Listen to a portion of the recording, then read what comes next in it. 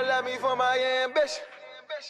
Club Ambition Podcast, back again with another episode.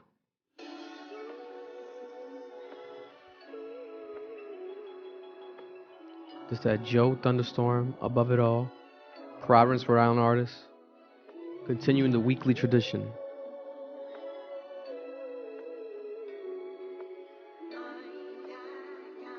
I don't feel the love at all. I put my trust in God, I won't drop the ball, not never, I can't look up to y'all. I'ma go my hardest forever and still above it all. Lately I don't feel the love at all. I didn't be through it all, made it through the coldest of weather. I know my brothers Let's speak up a little bit more. Getting money together and still above it all. We ain't finna never fall off.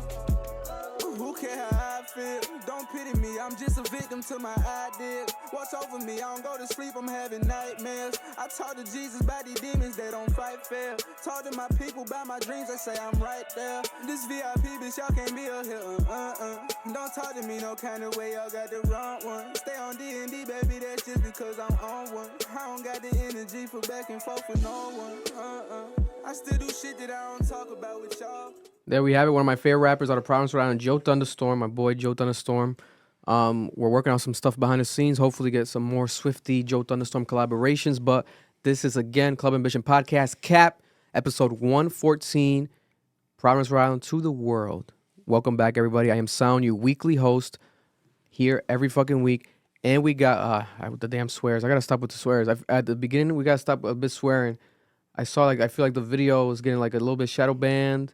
Oh, no, that's a fact. And they play with the demonetization. That's a fact. Yeah, you can't swear like in the first Yeah. So I think 3 to 5 3 or 4 minutes is like a whole thing. So I gotta remember that. All right, I'm Even gonna though just I not talk messed for it the up. first That's 3 what to I'm 5 saying. minutes. Yeah. Even though I just messed it up a bit. It's funny because Joe's talked about that too. Yeah. I think that's where I got it No, from it's reality. last year It's when true. when he said it, and it worked effectively for him. So we gotta stop doing that. We got the co-host extraordinaire Noel in the building right here, back again. Dapped you up with the wrong hand. Yo. Every week he almost misses it, but this time he dapped me up, but he almost dapped me up with the wrong hand. It's like you're gonna work through it. It's gonna. Yo, like my brain is like glitches when you try to dap me up. Man, it happens. Listen, we're here with Marloon, extraordinary engineer from Mars itself. He's throwing up the not sure what that was, Bro, That was The a soul love. shaker. It was That a love. That was a soul shaker. yo, he gonna throw something up for real one day, and he's gonna hear gunshots when we leave the studio. Yeah, we gotta be careful. Yo. This ain't live, bro. This ain't live. It's not live, but It ain't we live. want to stay alive. Yo, but you know, I can finally show my face, yo. You know what I'm saying? Oh, yes, I didn't the show that. the rash Face is better, you went know down. what I'm Round of saying? applause, Yo. man. Yeah, they were saying that you were scared of to face them in the comments. Were like, oh, Marloon's scared to show his face because he's scared of us. Damn. Scared of who? Yo, Vic is an instigator. Who? Scared of who? Who? The fans. The Cardi dick riders? Oh, We'll get into that shit. later. Yeah, Nigga, they were feeding Damn, for I Marloon swore over already. there. I'm yeah, sorry, we're bro. swearing. We Oh, get bro, top. just Bleep bleep it. Bleep Yeah, it. You can yeah. bleep. You can bleep. You and can you'll be bleep. fine. Bro, just bleep the first 3 to 5 minutes. We Sorry, we bro. are here. I know it's gonna be a lot of work. A lot of I might just upload this track. I think there's like a new editing tool on YouTube where you can like bleep in the editing, but I'll play with that. I've never done it yet. But also for those who forgot, we are also sponsored. Shout out to our local sponsors. This episode is sponsored by Terra Negra. I think this might be the last spot for them. We're gonna reconnect to see if they want to keep it going. But shout out to Terra Negra. Tuesdays they had the Taco Tuesday $2 tacos. If you're listening to us on Tuesdays when we drop, make sure to check out Terra Negra. Amazing food, actually really good food. I had another Mexican spot on the east side over the weekend. I won't name them, but it was like one of those hyped up spots. And the tacos were not better than Terra Negra. I was like, booty. damn, those Terra Negra tacos were actually really good. Like, Are we going to get tacos later? Let's go. we could. Stop. I know you're down to go. Edit point. Wait, what are you going to say? She's working today. You don't got to edit that. We don't know what you're talking about. I meant later because this airs on Tuesday. That's why I said later, Okay, yeah. whatever. Yeah, it's not even Tuesday. Oh, all right. This man, Horniy. You know what I'm saying? You know what I'm saying? Also, this episode is brought to you by Problem Gambling Services. They're back with the sponsorship. Problem Gambling Services. They are advertising with us. They want to remind you this holiday season, make sure to not put lottery tickets, scratch tickets in the stocking stuffers for children because it's been shown to be an early sign, an actual early entry for gambling addictions that can happen when you are older it can happen. There's studies that have shown it, and it makes sense. You know, that concept of putting lottery tickets. You know, I think it's a lot of Spanish, Dominican families have done it. My family has done it in the past years ago, but For real? thinking about it, yeah, not like consecutively, but like at a certain point. Okay. Um, Thank I God ain't you never s- seen that thank- shit in my life. It's happened. Thank God you said that because I was legit about to pinpoint. Yeah, it's You know never, what I'm it's never saying? but it's definitely And Oh. I've spoken to. I I, was had- about to pinpoint a race. I was talking to my white. I had some Your wife? white friends over the weekend where I met up with during an event, and they were kind of talking about like, oh yeah, like how they remember as kids that being a thing as well. That's sick. So it's like a community thing. It's a traditional thing, different backgrounds, but it's a bad thing That's like giving overall. your nephew a parlay. Like, what's Yeah, wrong with you gotta be careful. It sounds good, like oh, why not? Give them a chance to win free money, and if they win, it's a cute. Oh no, this is something that could be very dark, especially if you are against gambling. So that message is brought to you by Problem Gambling Services. They are the actual services that can help you with addiction. If you are addicted to gambling or know anybody is addicted to gambling, make sure to check out ProblemGamblingServices.com. Brought to you by the Rhode Island Lottery. Now let's get back to the show. We are here, Rhode Island. Let's talk about Rhode Island news to start the episode. Per usual, top of the actual episode. Also, I'm going to play real quick. This is a segment I pre-recorded over the weekend, but I was able to tap in with last minute. They reached out. Shout out to Brother Imam, the brother, damn, pardon me for mispronouncing, but the Imam of the church in Providence, Rhode Island that was shot up, the mosque that was shot up, the victim that was shot up. I had him in the studio. He stopped by, Mufasa. He stopped by, brief interview. I'm going to play it right now, a portion of it where he's talking about the incident where he was shot. Here we have it. So break down that day prior to the actual moment of you being shot and how your day started and the time that you arrived and everything. So I work in Maine as I work as a DSP, a caretaker, so to speak, for mentally disabled adults. And so that morning, like around 4:30, 5 o'clock, I get up, I pray, the Fajr prayer, the morning prayer. And then after making a ghusl, washing up, getting ready for the Friday Salat, I drove my car about three and a half hours. Yeah. And I got there like probably around 10:40, 10 something. Yeah. And and then I went upstairs like I normally do, grabbed my stuff, put my tables out, and started setting up. Yeah. And as I was setting up, I'm concentrating on what I need to put next, and the car came out of the parking lot, and I just heard a couple shots, but at first I didn't really pay attention to it. I didn't know what was going on, honestly. I was out of it. Yeah. I was like, doo-doo-doo, what's going on? It sounds like somebody shooting on it. Then when I turned, right, I turned to the side, I got hit, and then I fell back on the table, fell on the ground, got up and ran, because I'm not stupid. Yeah. Yeah. and then then after that, just took me to the hospital. Wow. But the detectives and the people that were there, they weren't very concerned. They just weren't. He was coming into the ambulance. They were coming in the ambulance saying it doesn't look right, and you just got here. You didn't even do any investigation. You haven't looked at the cameras, So I didn't say anything. Went to the hospital and let them take care of what they had to do there. And then I got out, went right back to the masjid, made 2 rakats, so I can thank Allah for, not taking my life, but just making some more trials and tests for me to understand things better in it.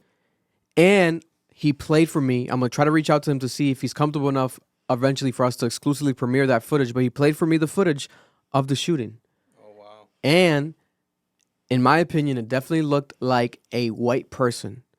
The mask was a mask that had a ski mask, a glove, but then the eye area was open and you could see the very light skin. So more than likely, I had to, if I was a betting man in this situation, my odds would be that this is a hate crime on someone that is maybe anti-Muslim. And like we stated before, there was a previous incident that happened years ago at the same mosque with a stolen car from Massachusetts, just like this instance as well. This deserves more attention. A hate crime more than likely happened here in Providence, Rhode Island, and it's not getting national news. It sucks. But the victim's alive. He survived. That's the exclusive moment. I'm going to premiere probably only on social media, or maybe just like a special clip on YouTube and social media, the full conversation with him. So check that out. Very, very disgusting situation. Unfortunate, but it's very possible. Just for believing in a certain belief, book, religion, God, you can be a victim of a hate crime and be shot, because there's a lot of cruel people in this world that hate their life as well. This is a breaking news story for you guys and everybody out there who didn't know. It happened today. Did you guys get the alert on your phone today? Yeah, I seen it, but I scrolled up so fast I didn't get to read it. Yeah, so all of Rhode Island was alerted today. Breaking news, there's going to be a 3-month construction and closing of a bridge, the Washington Bridge, from the westbound direction, East Providence, Washington Bridge, the East one of the Providence main bridges, Yep. for 3 months. Wait, which bridge is it again? When you go to like India Point Park, Yep. like when you go to Day Trail, like that area, that park, that Gano Street, right? Damn. Oh, the bridge why with that the one? wait, the one going to Yes, the East Providence. Seacock? Yeah. Yo, that's not happening. Westbound direction. Nah, I'ma stop it. For 3 months. Let's stop it. For 3 months, Why, because bro? there's reports confirmed today by Rhode Island Dot. I think was it Department of Transportation. It's dot. Yeah, Rhode Island Department of Transportation. Thank you, Noel.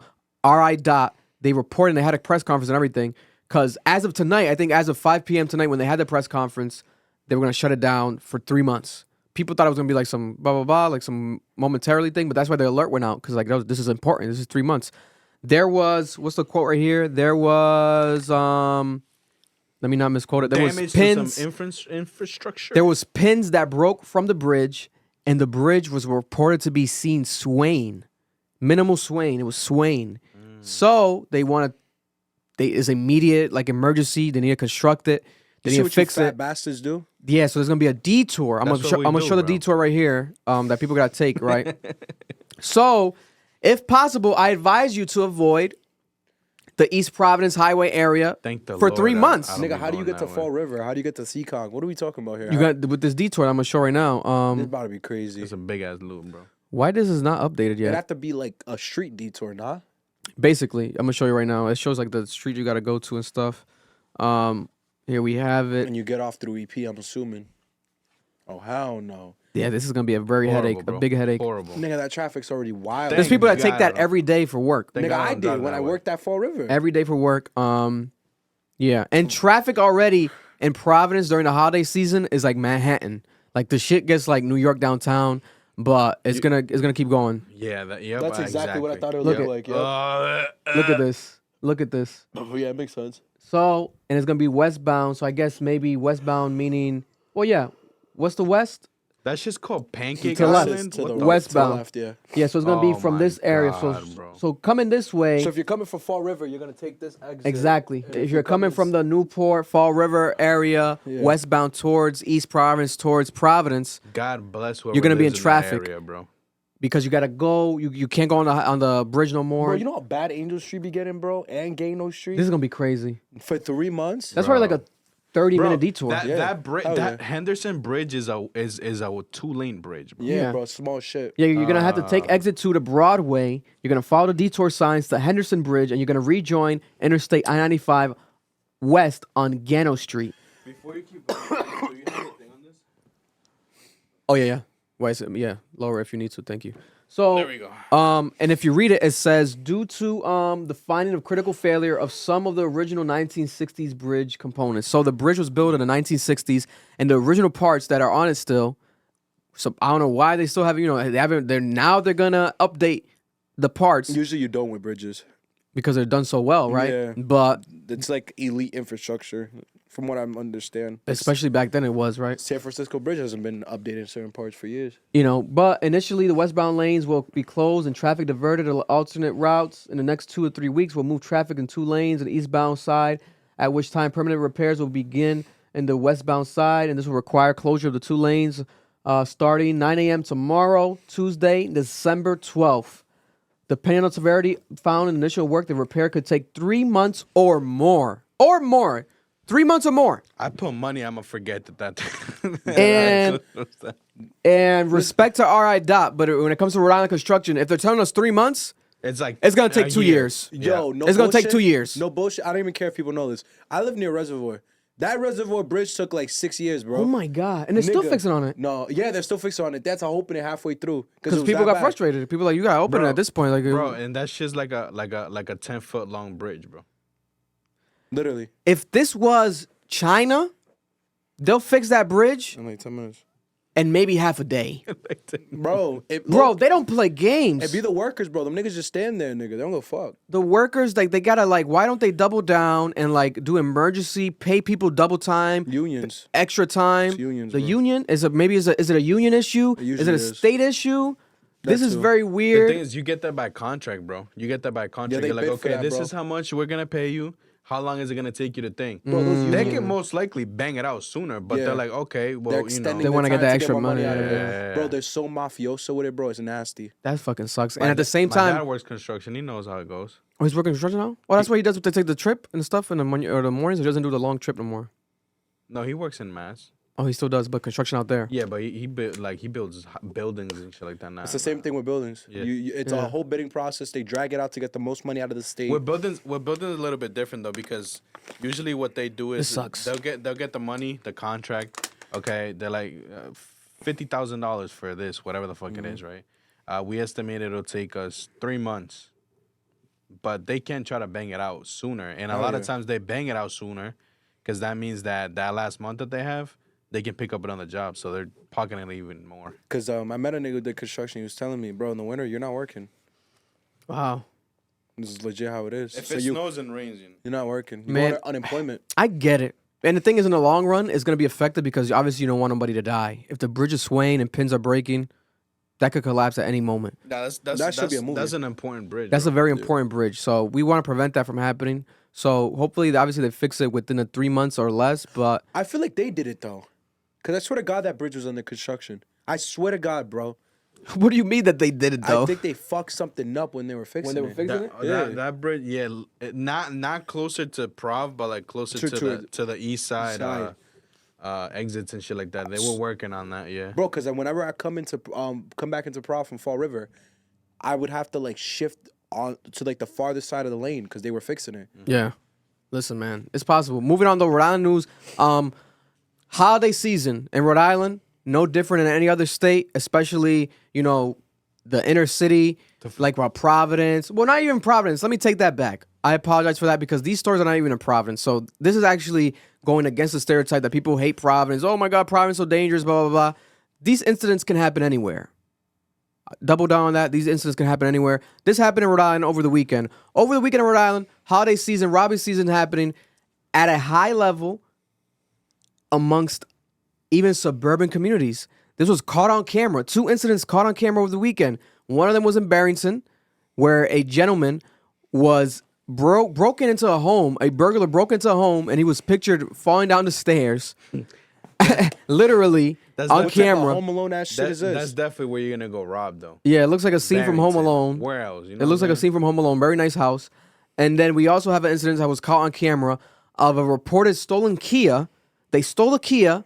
This group of like 4 or 5 individuals stole a Kia. Who steals a Kia? In North Smithfield. They're easy to steal. In North Smithfield, yes, that's happening a lot right now. I got DMs from a girl and other people that are like, hey, in Providence and Rhode Island, please send a message out. They robbed my car. They robbed my sister's car. There's a Kia boy group. It's called the Kia Boys. The Kia, they're stealing Kias. It's like a thing, it's like an easy access way to do They it. try to steal Denny's sister's car. Yeah. They fucked it up, but they weren't able to take it. So if you have a Kia, sell that shit. Chowder got a Kia. Tell Chowder to sell that shit. Chowder, sell that He shit. just needs really good Because, intake, or get some good brakes or break. get a legal gun. Not a brake, but like You a gotta, lock. kill switch. Yeah, get kill switch something in the locks or something. Or get a legal gun. That's not really, that could help in some capacity.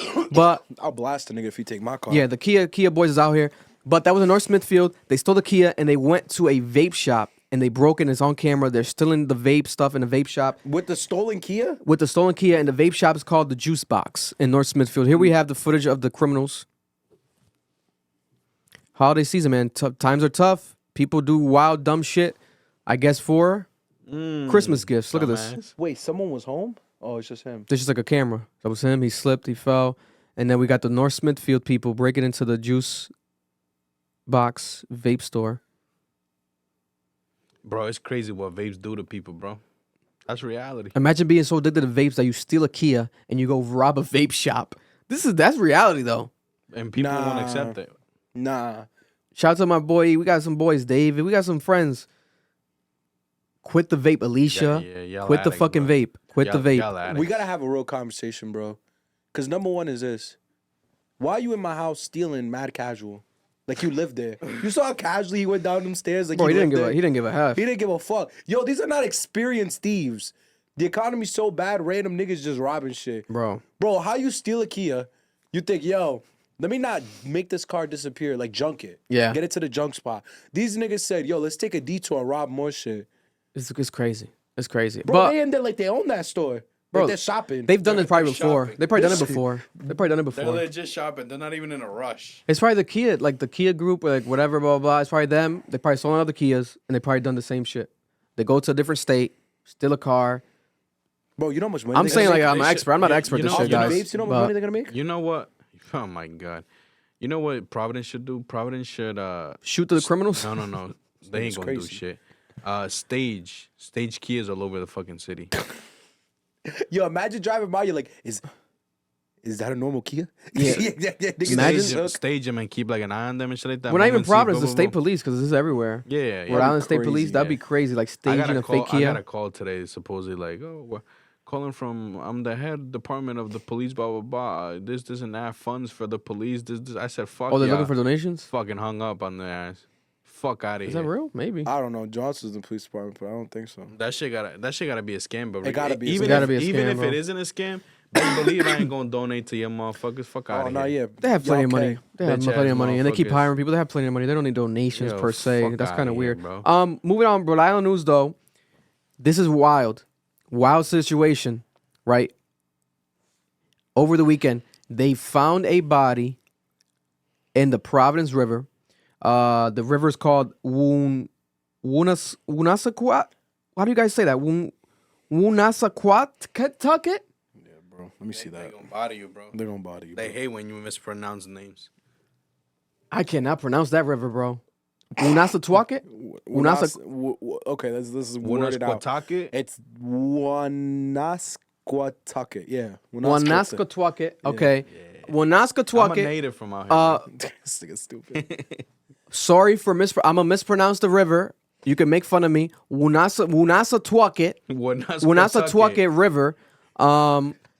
This nigga's crazy. A body was found Sunday morning under this river, under the bridge. First responders were on the scene. What city is this? This was in Providence. There's a river called that in Providence? Yeah, Oh, there's- Woonasquatucket. We can't be Yeah. surprised, bro. Bro, if all I'm these not- rivers have a name. Isn't it? If I'm not mistaken, it's the little river that runs on Atwos. Is the little river that runs? Back here then. Is that this river right here? Maybe. No. Because this goes to this is the river that right here that goes. Well, allegedly, I'm not gonna talk about that on camera, but No. The one that's behind like the Pollo Campero on Atwos. yeah. Oh, that river. The one that passes through like IHOP shit. It could be. It could be. Yeah, that's the Woonasquatucket. But State Medical's examiner's office was there. I think. It's an ongoing investigation. They don't know where this body came from. They don't know the situation. They've not revealed more details. But reminder, this is 2 months after we found the Providence police reported a body was found stabbed behind Stop and Shop. 2 months after. No more details on that body either. The second body in Providence found by Providence police. Very suspicious. Let's pray for the best, but anything is possible. Where on the river did they find it? Under the bridge. So like, But where? Like where? I- What part of the river? so I guess wherever the river runs, under the bridge. Yeah, but which one though? I mean, like- near where? Like near What bridge near is asking? Atwos, near you know what I'm saying? Oh, Did they what say bridge? Anywhere, yeah. It just said that river. Maybe there's one bridge. Because that river it runs a lot of props, so that's what I'm saying. I ain't gonna lie to you, bro. Imagine being the There's nigga. there's no crazy details on it. Imagine being the nigga to find the body. There's videos. I'm probably gonna play the video during the the clip. People don't even be knowing we have a river. Yeah, we got a lot of rivers. The Merino Park River, that's a dope ass river too.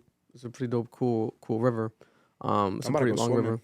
Also, condolences Catch to diarrhea. the Rhode Island legend Judge Frank Caprio has been diagnosed with pancreatic cancer. 87-year-old Judge Frank Caprio. He posted a video, emotional, crying, literally begging for our support. He wants our support. He wants people to pray for him. Very sad. I was looking at that tearing up. I was like, damn, you really rarely see anyone in such a vulnerable state where, like, not I don't only think they, he's getting chemo. That's why. yeah, you think he's not gonna chemo? He's too old, bro. They're Probably to just fight through it. My grandfather was 78 when he got prostate cancer again, and they told him, bro, you'll die. Because the chemotherapy, surgery alone will kill you. the treatment's so strong. Yeah. Because he's 87 years old. I think that's why he was being so emotional. He knew he's not gonna do the chemo. He's not gonna do Man, surgery. this He's is just gonna very, die. so please let's pray for this family. Let's pray for this man who, in my opinion, is one of the most important humans to ever live or be from Rhode Island because of the Yeah. fact of the content that he creates and the experiences he creates where he literally makes people's days, lives, he empathizes. As a judge, he's an empathetic judge. He puts himself in their position. have Didn't you happen had- with you. Talk about your experience with Frank Caprio. Marlon was in the courtroom. Talk about it. Put the camera on you. Have you ever been in his courtroom? I've been, but not with him. I think it's been other people. I've wanted to go with him because I think I owe at least like $12,000 in parking tickets. I swear to God, damn, it's bro. at least $3,000. You're a fucking villain, It's bro. $3,000 of like running the red light. I swear my mother's soul. I have like an entire box of the tickets. Send no, this you're a motherfucker- dead man walking. Send him to jail, bro. I You want to know why I wouldn't be able do to it? sleep at night if You I'm want to know why I you. don't pay it? That is hold on. Let's have a conversation here. This is why the judge is my nigga, bro. That system is designed to tax you again. And Yeah. there've been multiple like Republicans who have spoken on this, like state Republicans, congressional Republicans, in a state level. That's not legal. So It's you're technically saying not so you're legal. saying you wanted to just stay at a certain, like, that's what you owe and that's what you owe, but instead it adds up. No, you shouldn't. No. So the argument is that traffic lights are illegal. There's actually a constitutional argument for Traffic it. what? Traffic lights are illegal. Traffic lights. Okay. Yeah, they actually are illegal, and that they're designed to get people to pay an extra tax for the city or state they live in. Well, and there have been Republicans who've spoken on that. You heard what New York is doing? Oh, with The congestion fees. That's crazy. That's crazy. insane. These are all taxes That's insane. to keep people to not drive or to try to drive safer, but they're just trying to rob your money, bro. Yeah, because they know that people are gonna be forced to pay, and people are just gonna pay it. People may complain, but the only way you can really enforce this is by doing protests, like you getting together and then making a decision. Like, hey, if let's say 50% of the people that got charged this don't pay it, you're gonna see change. Here with the tickets, with the school tickets, The thing is, a lot of people stopped paying them, and then they had to change the rules on them or like lower the number. Like it was like a big problem. Because because legally they can't arrest you for it. Yeah. that's the the problem. thing. They can't arrest you, but they can suspend your fucking license. No, they can't do that either. All they can do is impound your car. On my mother's soul, bro. That's why he was nervous last week. He was like, No, When I but, park but my for car. example, tolls.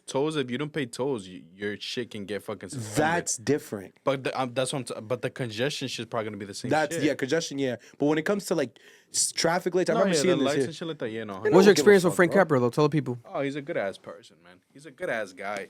What was I in there for? I was in there for supposedly an accident that I caused, which wasn't my fault. It was not my fault, and I will stand my ground on that. Till this day, that police officer that said that it was my fault, you can suck my dick. If I see you on the street, fuck you. Real talk, bro. I hate that motherfucker. I respect it, bro. I hate that motherfucker, bro. Yeah, fuck that But, nigga. fuck you. but continue though. Anyways, no, what he's talking about, fuck that nigga. No, yeah, bro. This is about Frank, though. Yeah. Frank, you my G, bro. Frank, you my G. I was in there, and he was like, "Oh, like what happened?" I explained my situation, this and that. He's like, "Okay, this you seem like a good guy. Your driving record is all clean. This and that. It does seem like I do believe you. Blah blah blah blah. Completely dismissed my shit." I just had to pay for like the court fees and stuff. He was joking around with me the whole time and shit. He was really cool, and he has like that chubby dude that he next to. He's really cool too and shit. We was joking around the whole time. He was very understanding though. He was very like he understands. You know what I'm saying? He knows how it goes, bro. That man is Like, he's an angel on earth, bro. He 100%, doesn't bro, see like- color. He doesn't see he doesn't discriminate.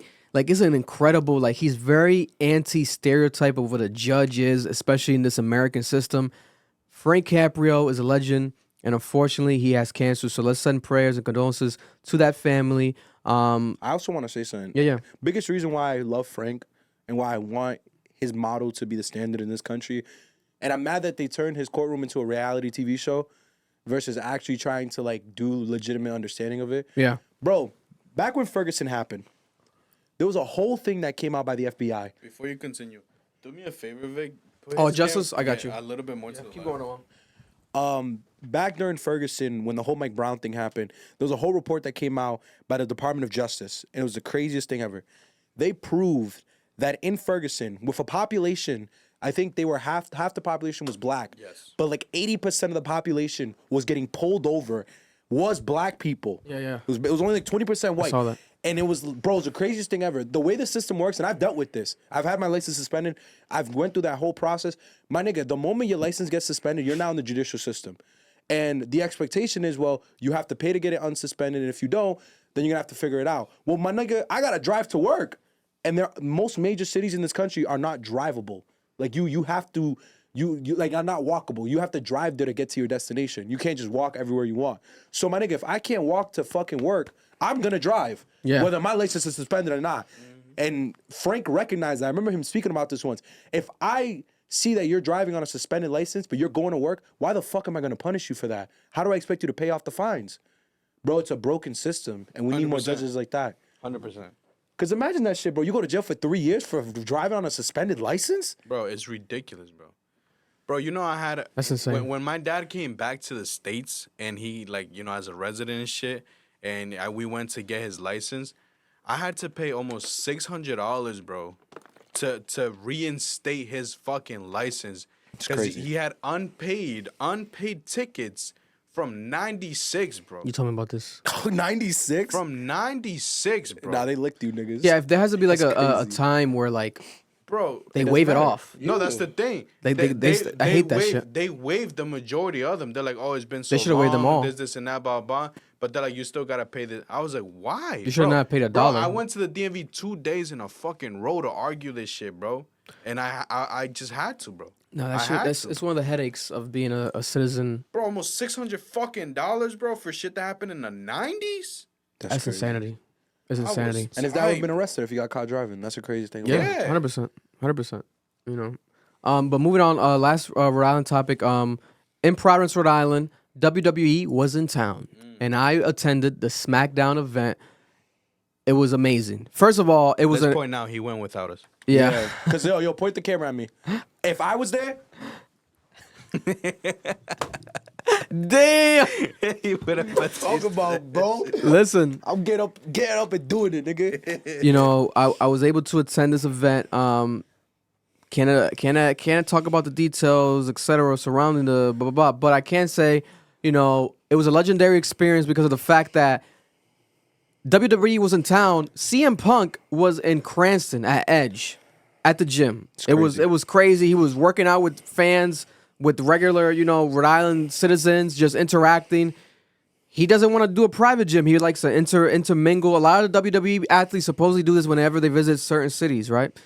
Beautiful to see. So this was CM Punk's biggest. Helps her promotion, too. You good, bro? Who, me? Yeah. Why? He looked down bad, like he got a bad message. No, bro. It's, Oh, I'm Oh, sorry. you breathing heavy because he was doing that pumping Did that shit. pumping shit He hard, thought it bro. was CM Punk real quick. I thought that shit was easy, nigga. I forgot that shit be taking my breath away, nigga. Your boy got Fuck. that cardio. Gotta get that respect it, cardio though. up, I though. respect It's it. real I life. respect That's it. real life. Hell You did yeah. it though. Keep Yeah, I'm going, proud of bro. you. But that's great promotion. It's good promotion for them. It's Yeah. good marketing. It's good sportsmanship. Yeah. But then CM Punk, this was his big comeback. I was there, and I was getting messages from a lot of you fans, a lot of supporters, a lot of friends and family. Shout out to you guys. I was on camera. I came out on camera. It was tribute for the troops. I was sitting by some troops. I came out on camera. You know, I was there. I guess you know. They gave me this. Yeah, let me get this right here. They gave me this free flag. You know, this American flag. I had to, you know, they were telling people to wave the flag, telling everyone, you know, wave the flag, traditional for tribute for the troops. I was there. You know, I felt like, you know, I felt like a Republican. I was in my bag. I was in my Republican patriotic bag. I was on a different level with it. Did you feel slightly racist?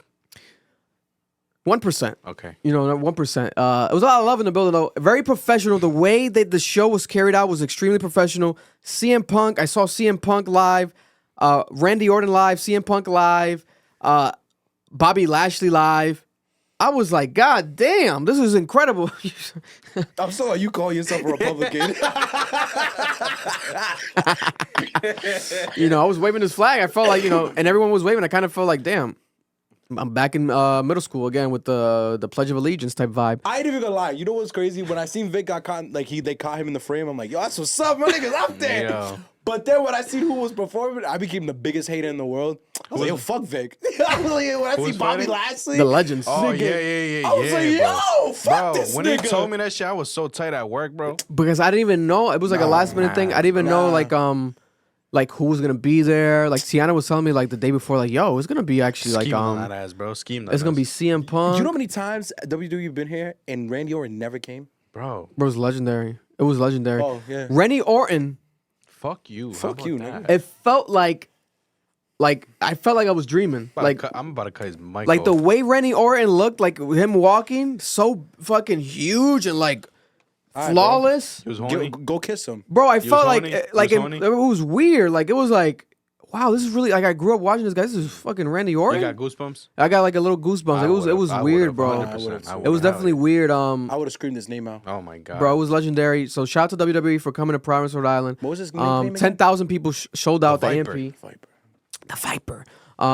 We're definitely gonna be there in attendance when they come next time, especially because it was a fun time. So I'll let him RKO me. You know how dope it'd be to interview them niggas? Right, I've been trying. Remember we tried to Rhode Island Comic Con, but they were strict with the bloodline thing, and the bloodline was there that night.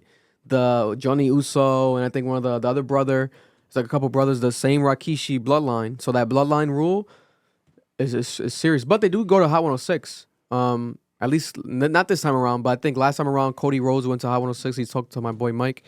But I would love to interview one of them. I feel like they let us do it beforehand just to get promo for Yeah, it would have to make sense, but we can make it work. Like whatever they don't want us to talk about, we also won't talk about. But they're legends, man. But moving on, breaking news today. There's been reports of a cyber attack. They're saying that it's been confirmed reports of China currently cyber attacking the United States infrastructure services, including power grids, water utilities, oil and gas pipelines.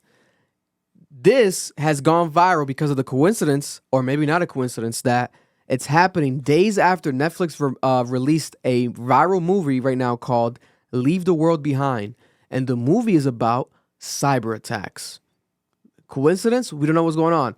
Also, there's a month after Joe Biden met with the president of China, Xi Jinping. Xi Jinping, how do you pronounce? I always mispronounce this motherfucker's name. I don't mean it disrespectfully. I respect you guys very much, China. My girlfriend's part Chinese, so technically my son's part Chinese. No, she's not. How are you gonna tell me? They just Chinese? Yeah. I thought she was full Cambodian. Yeah, she's full Cambodian, but her dad, I believe, is either half Chinese or his grandparents are Chinese. Okay. So I thought you'd be a racist. She got some Chinese in her. she got some Chinese in her. Okay, nah, he's Chinese then. And not just Chinese food, you know what I'm saying? Actual blood. So That's crazy. That's crazy. So technically That's I'm crazy, Chinese. bro. And I'll tell you niggas honestly, that hacky shit been going on for a while. I'm not shocked.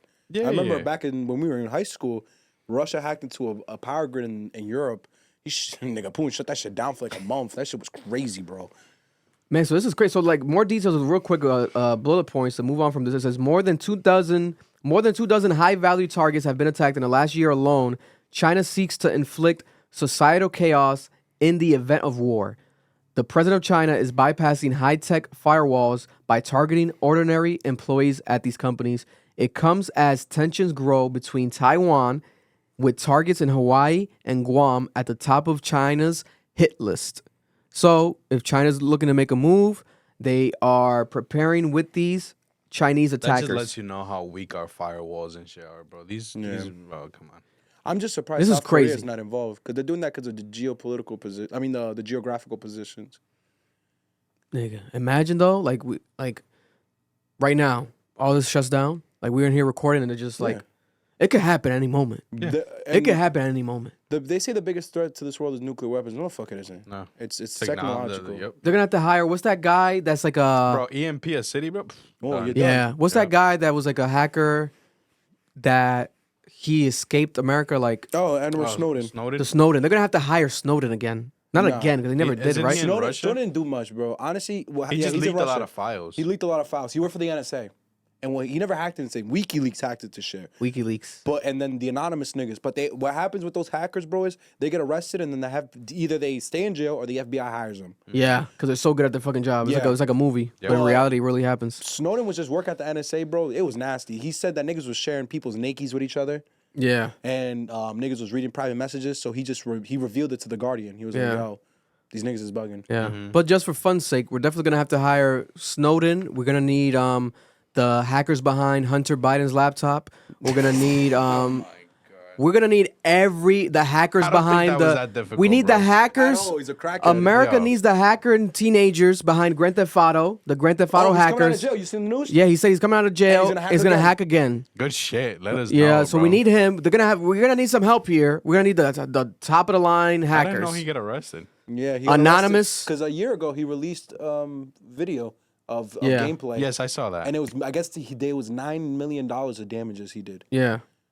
And he's God gonna get bless. God bless. out. bro. Some white dude, he's gonna get out though. It's bound to happen, man. That's how it should be, man. These people are very smart. There's so many loopholes, bro. Moving on, viral news. For those who don't know, right now, arguably the biggest Spanish diss record has dropped.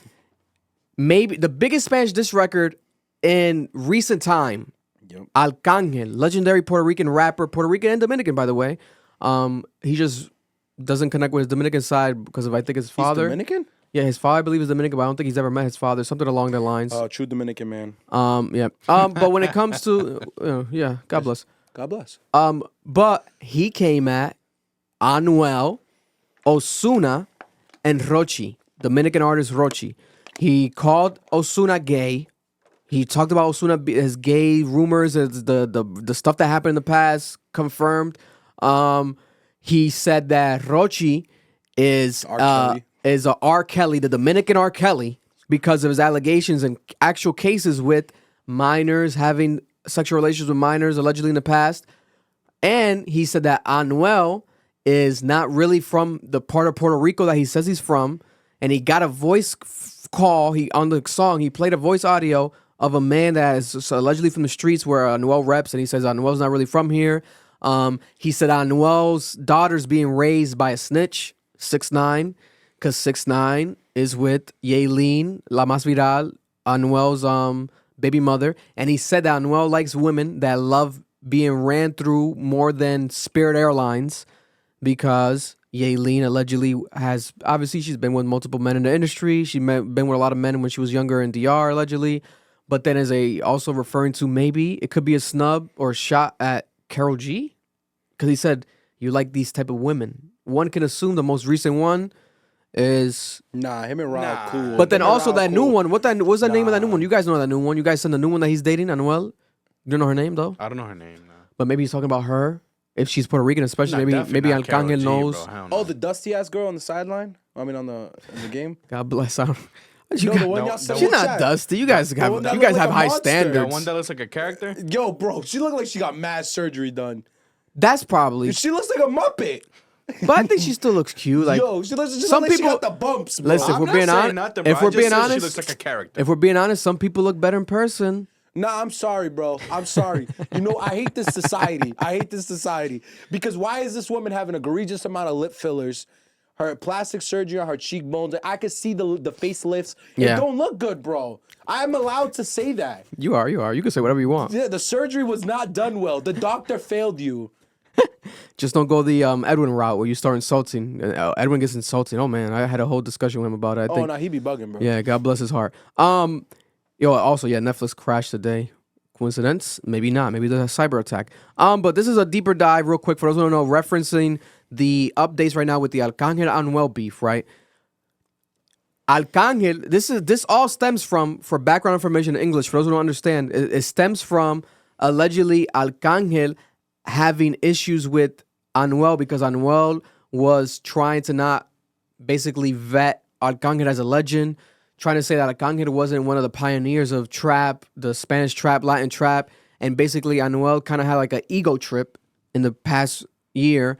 And also, for those who don't know, there's an issue legally, I guess, because of Arcangel's sister, I believe, is either married to or dates or has a kid with Anuel's ex-manager, Fabian, wow. that he was with, a manager with for a long I time. remember him, yeah. He has issues with him. He cut him off, which was surprising to a lot of people. But there's connections there with Arcangel's family and Fabian because of Arcangel's sister. So there's like issues there. So they didn't like, I guess Anuel didn't like an interview that he did with Tony Andres. He's like a Dominican legend. He did interviewed him, a journalist, over the weekend or like last week. And then that interview rubbed Anuel the wrong way, where he spoke about Anuel, blah, blah, blah. So, according to Arcangel, though, it's deeper. Arcangel said is Bad Bunny's involved. He said it's because of the fact that he embraced Bad Bunny. Anuel's jealous because he didn't embrace Anuel. Because Arcangel, for those who don't know, if it wasn't for Arcangel, Bad Bunny wouldn't be here today. Bad Bunny wouldn't be who he is today. He gave him the cosign, he gave him the shine, he gave him the connections. He basically signed him without signing him. You know, and Bad Bunny acknowledges to this day, he calls him like his dad. Like, that's my dad. He calls him el papá, mi papá. He calls him that, literally. That's how much respect Arcangel gets from Bad Bunny and a lot of other people in the industry in Puerto Rico. In my opinion, he's the second greatest Puerto Rican artist of all time. When it comes to Daddy Yankee, I put Arcangel right there. And then everything else is up for debate. Bad Bunny's definitely up there as well. God bless, we know that. But this is Anuel's profile picture right now. A meme of Fabian, his manager, Arcangel, Molusco in the background, because Molusco did an interview today with Arcangel, it dropped, and Bad Bunny right there. Bad Bunny And look mad confused. they are arresting Anuel. This was a meme that Anuel has changed his profile picture to. And there's another update. Let's play this clip for you guys and for everyone out there. Also for me, because I played the interview, but I didn't know that. Oh, wait, actually, look at this. You guys see this? Look at this. Is how deep it's gotten. So they're actually posting Arcangel's address. Puerto Rican rappers, street rappers, are posting it in defense of Anuel. Here we have it. Blurred address, basically saying, hey, we know where you live. He put in the caption, que uno no ande en maldad es otra cosa, pero si esto fuera la calle, tú no me durarás ni 2 días de vigilia. So he's saying if people had no bad intention, it would be another thing, but if this was the streets, not rap, you wouldn't last 2 days of vigil. I wouldn't give you 2 days of vigil, something like that. Or me 2 days of vigil. Vigilia, like them keeping an eye on him. Okay. And then Arcangel has responded. He said, mira, la joder de ese pana que me pone la dirección en IG. Estás todo bien. Acá estamos ready. Solo recuerda que estamos en ese hogar de mis familias, mis hijos. Yo juego sucio también. Lo que pasa es que tú ni familia tienes, infeliz. Tengo los guantes y la bota puesta defendiendo mi familia. Soy más duro todavía. So he's saying here, I can play dirty too. If you guys want to come here, my family lives here. This is my family. Not just me. This is my family. You're involving my family. So I'm ready. I'm prepared. I'm protected. Why would you post my address? God bless, right? And you don't got no family, you bitch ass niggas. That was a low movement. A lot of people are saying it's because in the rap song, Arcangel came at Anuel's daughter. Like, oh, your daughter's blah, blah, blah. So people are like, being raised so by people a are saying like, oh, he's taking it personal. So then Arcangel also has posted, hey, reminder, you guys can mention my family, whatever, but do not mention my brother. Remember, his brother passed away. He dedicated a whole album to his about his brother. I don't care. He's very personal with his brother. So he's like, blah, blah, blah. So now people are saying, hey, you mentioned his son. So now the gloves are off. Your daughter, my bad, my apologies. So we can mention the brother. It's like the Pusha T and 40 thing. Niggas was so mad about that. Like, oh, you said the tick, tick, tick, 6669. Niggas like, oh, why you making fun of somebody with an illness? Bro. There's no rules in this shit, in my opinion, when it comes to rap beef. Who was it? Nas or Jay that said, I got the condom next to your baby seat? Oh, no, yeah. Bro, I think it was Jay-Z who said it to Nas. Biggie was like talking damn near about raping girls or something, like in the basement or some sort, like kidnapping kids. Like they take it to that level when it comes to... Tupac literally started the song with, you fat motherfucker. Get money. That's why I fucked your bitch. What the fuck are we talking about, bro? Here's a Kanye clip talking about Bad Bunny and Anuel. Molusco TV interview. Turn the speaker up when you get the chance, Marlon, please. It's not playing anymore. Oh, it's not playing at all? Oh, my bad. I'm so fucking dumb. That's on me. The Bluetooth, my dumb ass. Let me disconnect it from my phone. Has connected. Look on Arcangel's face. Handsome guy, by the way. I don't know. Do you guys think he tinted it? Or is that his natural color? Nah, he definitely tinted it. He's not this young. Or maybe he usually tints it. I'll tell you this. It's usually black, bro. It's like brown, his beard now. This motherfucker don't age, bro. Oh, no, yeah. It's La Maravilla, bro. La Maravilla, he found the fountain of youth. That's what they've always said, like since a kid. Well, since he started. He's basically started as a kid.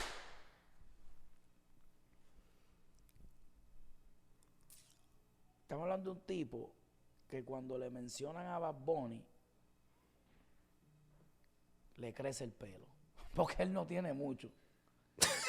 Lamentablemente. Estamos hablando de un tipo que cuando le mencionan al conejo, le crece pelo a ese cabrón. Le tiene una envidia cabrona. Si hay alguien que es una persona envidiosa, es ese cabrón. Sufre de eso. Damn. Por eso es que It's puede true. tener el I believe it, éxito bro. que tenga, It's true. y siempre Damn. lo ves encojonado y ya. Porque el éxito de los demás, aunque él sea exitoso, le molesta. Uf. Y este género está lleno de cabrones así, que son bien exitosos, económicamente están muy bien, pero cuando ven que otro está haciendo algo bufiado, quieren criticarlo, porque sí, él es de estas personas. Por eso es que tú siempre lo vas a ver, que siempre me mencionaba Bonnie por un lado. Man. And if you watch the interview, he also called Anuel illiterate. He said he's not educated, doesn't know how to speak. He's coming at Anuel at every single angle that you need to come at Anuel, attacking the male ego, the rap ego, talking about his jewelry's fake, his street credibility is not valid, talking about his daughter, talking about everything, and then also his education level, which I know Anuel has bothered him because even in his interviews where he tries to do interviews in American platforms, he speaks English, he struggles with that, blah, blah. And even in general, if you watch an Anuel interview, I'm sorry, they're not the greatest conversations. Like you can easily kind of skip them. Just watch the clips because he repeats the same things. He's like frustrated, like, oh, the way he talks. And it's like, oh, he doesn't deep dive. He doesn't articulate himself. And that's fine because, you know, he comes from the streets, a street nigga, blah, blah, blah. But then you're going to have people like Arcangel calling you illiterate and probably being accurate, you know, because you're definitely illiterate compared to this motherfucker. This motherfucker is like a mind game. The way he talks, his interviews have always been exceptional. He deep dives. He's very that's cool, articulated. I'm illiterate, but when I start talking about your dead brother, I don't want to hear it. So this is going to escalate. Of course it is. More than likely, but that's American breakdown, English breakdown, for those who didn't know, because this is the biggest diss track in Spanish culture in years. In years, isn't in a while. Maybe of all time, up there. Very important situation. Real quick, Offset has spoken out against the Kai Cenat jail stream. For those who don't remember, he was rumored to attend a jail stream, but Twitter Kai just proved Cenat, it. that something happened randomly, and he can no longer attend the jail stream. Offset has now confirmed why. He said that he went to jail, he has people in jail, and he doesn't respect or doesn't want to participate in that type of content. He doesn't think like, he doesn't feel right for him, like a lot of people felt. Like we said. But for those who don't remember, it was rumored that it was because Kai Cenat didn't like Offset's album. Because Kai Cenat streamed the album, and his reaction to the album was like honest, but he didn't like a lot of the songs. And people were kind of surprised. We liked the album, but people were surprised not just because of that reason, but because of the fact that, hey, didn't Offset get close with you? Offset was emotional when he was hanging out with Kai Cenat. He reconnected. He felt like a kid again. He said he was very emotional. He felt happy. So people thought that him and Kai Cenat were close. So it was like, damn, why are you hating on his album? But Kai Cenat was just being honest. Then fast forward, he doesn't attend a jail stream. It's like, damn, too many dots connecting. But we have a clip right now we're going to play. He was on the morning show, the radio show, and he actually clarified this real quick because of the fact of the rumors, you know, rightfully so. Shout out to Offset. Yeah, A lot of people thought it was because of how he judged the album. I didn't do How he judged the album. because I really had to think about it. Like I really come from that, and it's like really bros and homies struggling with that. It's not really a game, you know what I mean? Yeah. Like it's a serious thing, and like I understand content. I salute it, but I just couldn't be a part of that content because if y'all remember, I come from jail, and I remember sitting in the like down bad, like no money on the books, and like trying to.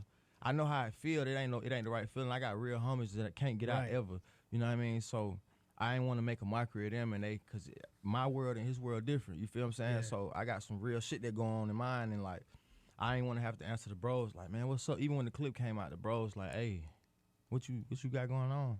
Yeah. Because it's like a serious Did thing. you Not try to shooting tell his him, down, though? though. Did you try to tell him, like, I don't Don't play know with if this it? is a good idea? Nah, Jail because- ain't nothing to mess with. Nah, because I know what his heart was for the situation. He ain't trying to be like, it ain't that serious to him, and he's a kid. He young, like he a younger kid. You know what I mean? He's not a Like, kid. He's an he adult, really but okay. Is a content creator. His later on what he want to do is like movies and like vibes like that, because he take dialogue and take all that seriously. So I know his move wasn't to like be funny about it. He was just like giving his fan base entertainment. You know what I mean? Right. For sure.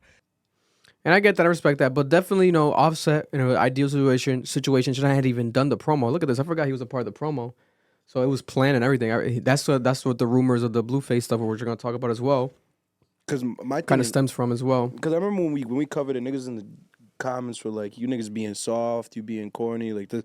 It's not that serious." It's what he's saying. Like I've been in rooms where niggas was getting called. They're making collect calls. Like that's a nasty feeling. So I don't understand the need to like make a mockery of jail and like to comment satirically, because it's just such a wicked thing.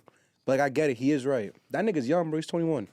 Yeah, he's not thinking like how Offset's thinking, and then maybe he doesn't have any friends who've been in jail or Yeah. nothing like that He's either. never experienced that. You know how traumatizing it is to have to take Christmas photos in a fucking jail with your family. Because that visiting shit, the my whole thing was like being in jail is one thing, but then like replicating like even the jail food, which is creepy. It's like, nigga, you're not really in jail. You don't gotta eat jail food. Like they Yeah. try to like replicate it like that, and then can make fun of it, like, oh, we're eating jail food, and like laughing is like, you. But I'll damn, play devil's advocate. damn. It's like he said though. He's trying to like Entertain his base. but create a way for himself to be in movies. It's like we said. He's gonna be in movies. He's gonna make movies. I truly believe that's where he's headed. Yeah. And I think that's what he's trying to do here is show I can create a script. I can create a scene. These are just movies to him, bro. These are just scenes for him. No, listen, I love the kid regardless. Kai Cenat's W in life with what he's done, but that was one where I felt like, oh, maybe you could have done this differently. I Do agree. it, but maybe do it differently. Like that shit was kind of odd. Make it more cinematic versus Yeah, trolling. or maybe explain why you're doing it prior, because you're gonna expect backlash. But he came off like as if he didn't expect the backlash. So I was like, Kai, how the fuck are you not gonna expect backlash? Same with the riot shit. Like I didn't expect. What? Like listen, God bless. But here we have breaking news. Also, Cardi B is single. Marloon Noel.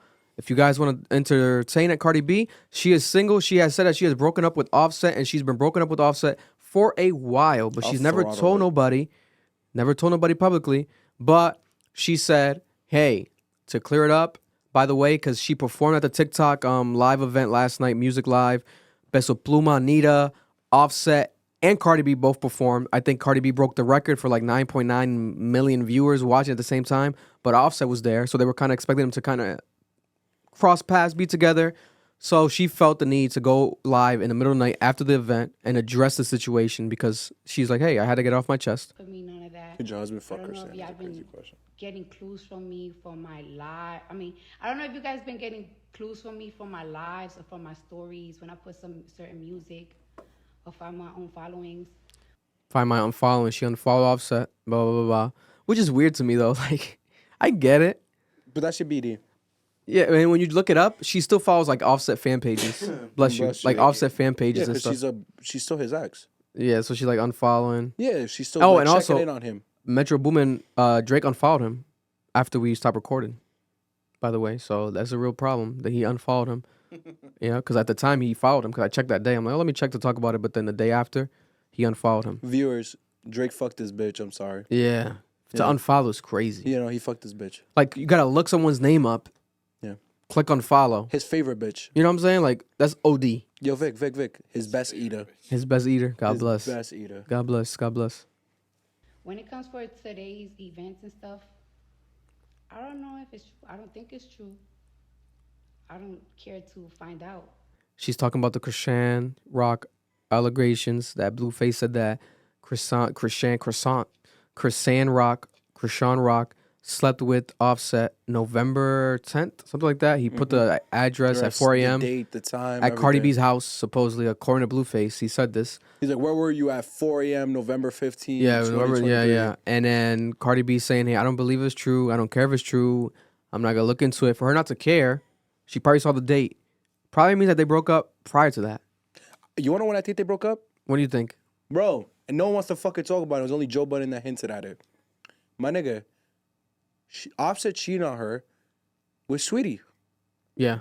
And that's why Offset and Quavo are beefing too. And that's why Quavo broke up with Sweetie.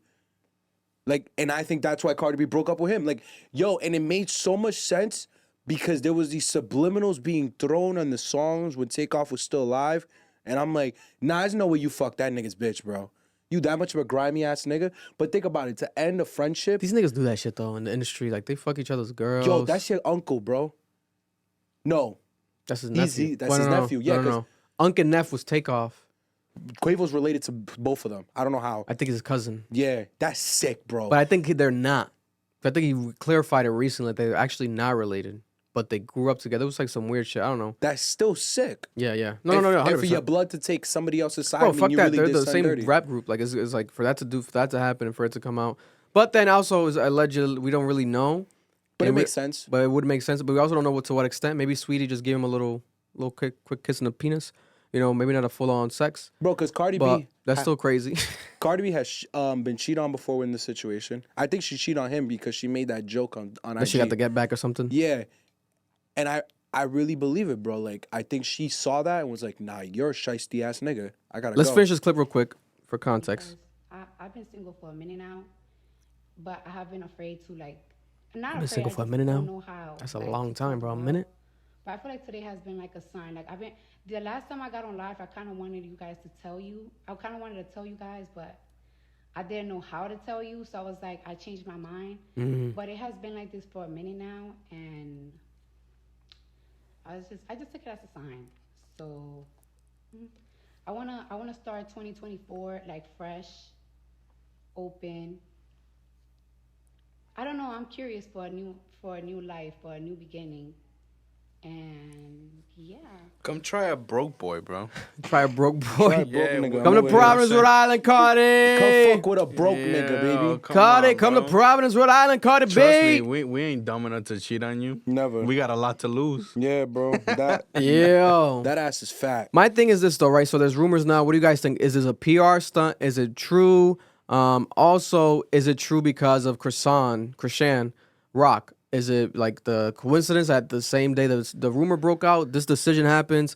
Like, what could it be?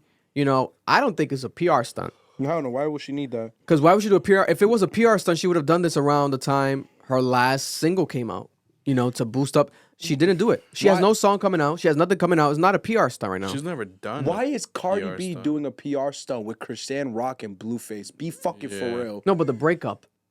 Oh, the breakup. Just breaking up in general. Okay, that's different. Nah. That's what I'm saying. The PR stunt. That's what people are saying. Like, it could be a PR stunt. Like, she didn't break up with him, blah, blah, blah. Why, though? No, people always assume. Honestly, just come fuck with us, Cardi. I used to fuck with you back in the day before even people knew who you were. I really thought Offset, So- like, won her back and, like, was not going to fuck up again, man. So I got a This question. man really is probably a serial cheater or something. So the Nicki shit, when these goons pulled up, they weren't together? I know, right? That's crazy. That's crazy. That's crazy because she stood by him. That's crazy. This is weird. Man. And also, the reason people are saying it's a PR stunt, speaking of Nicki, is because Nicki Minaj dropped the album. So they're saying, oh, she's just doing this to take attention away from Nicki's album. No. That I could see. Women are petty. Yeah, I feel like fan bases are petty, but not But them. this isn't important enough to take shame. Attention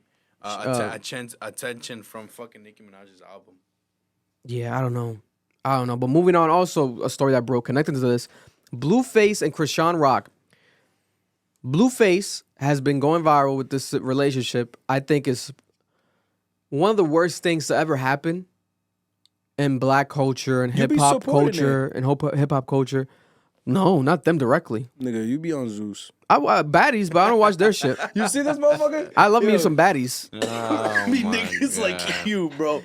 Because I never watched their show. I know you seen Jocelyn's IG post talking about shit on these bitches. He said in Spanish. I Dudu. forgot the code. She's on poo-poo. I call this outfit caca because she's wearing all brown leather. You have shit on these bitches. Like what the? That was kind of hard, though. It was kind of hard. I keep on, bro. I hate this nigga so much. But yeah, I do think that Chrisean Rock and Blueface are probably the worst thing, amongst the worst things that ever happened in hip-hop culture, black culture in general, because of the fact that this man she's said that he's beaten her, he's abused her, he's done so much stuff, putting the baby's life at risk just for content, posting his actual child's penis online.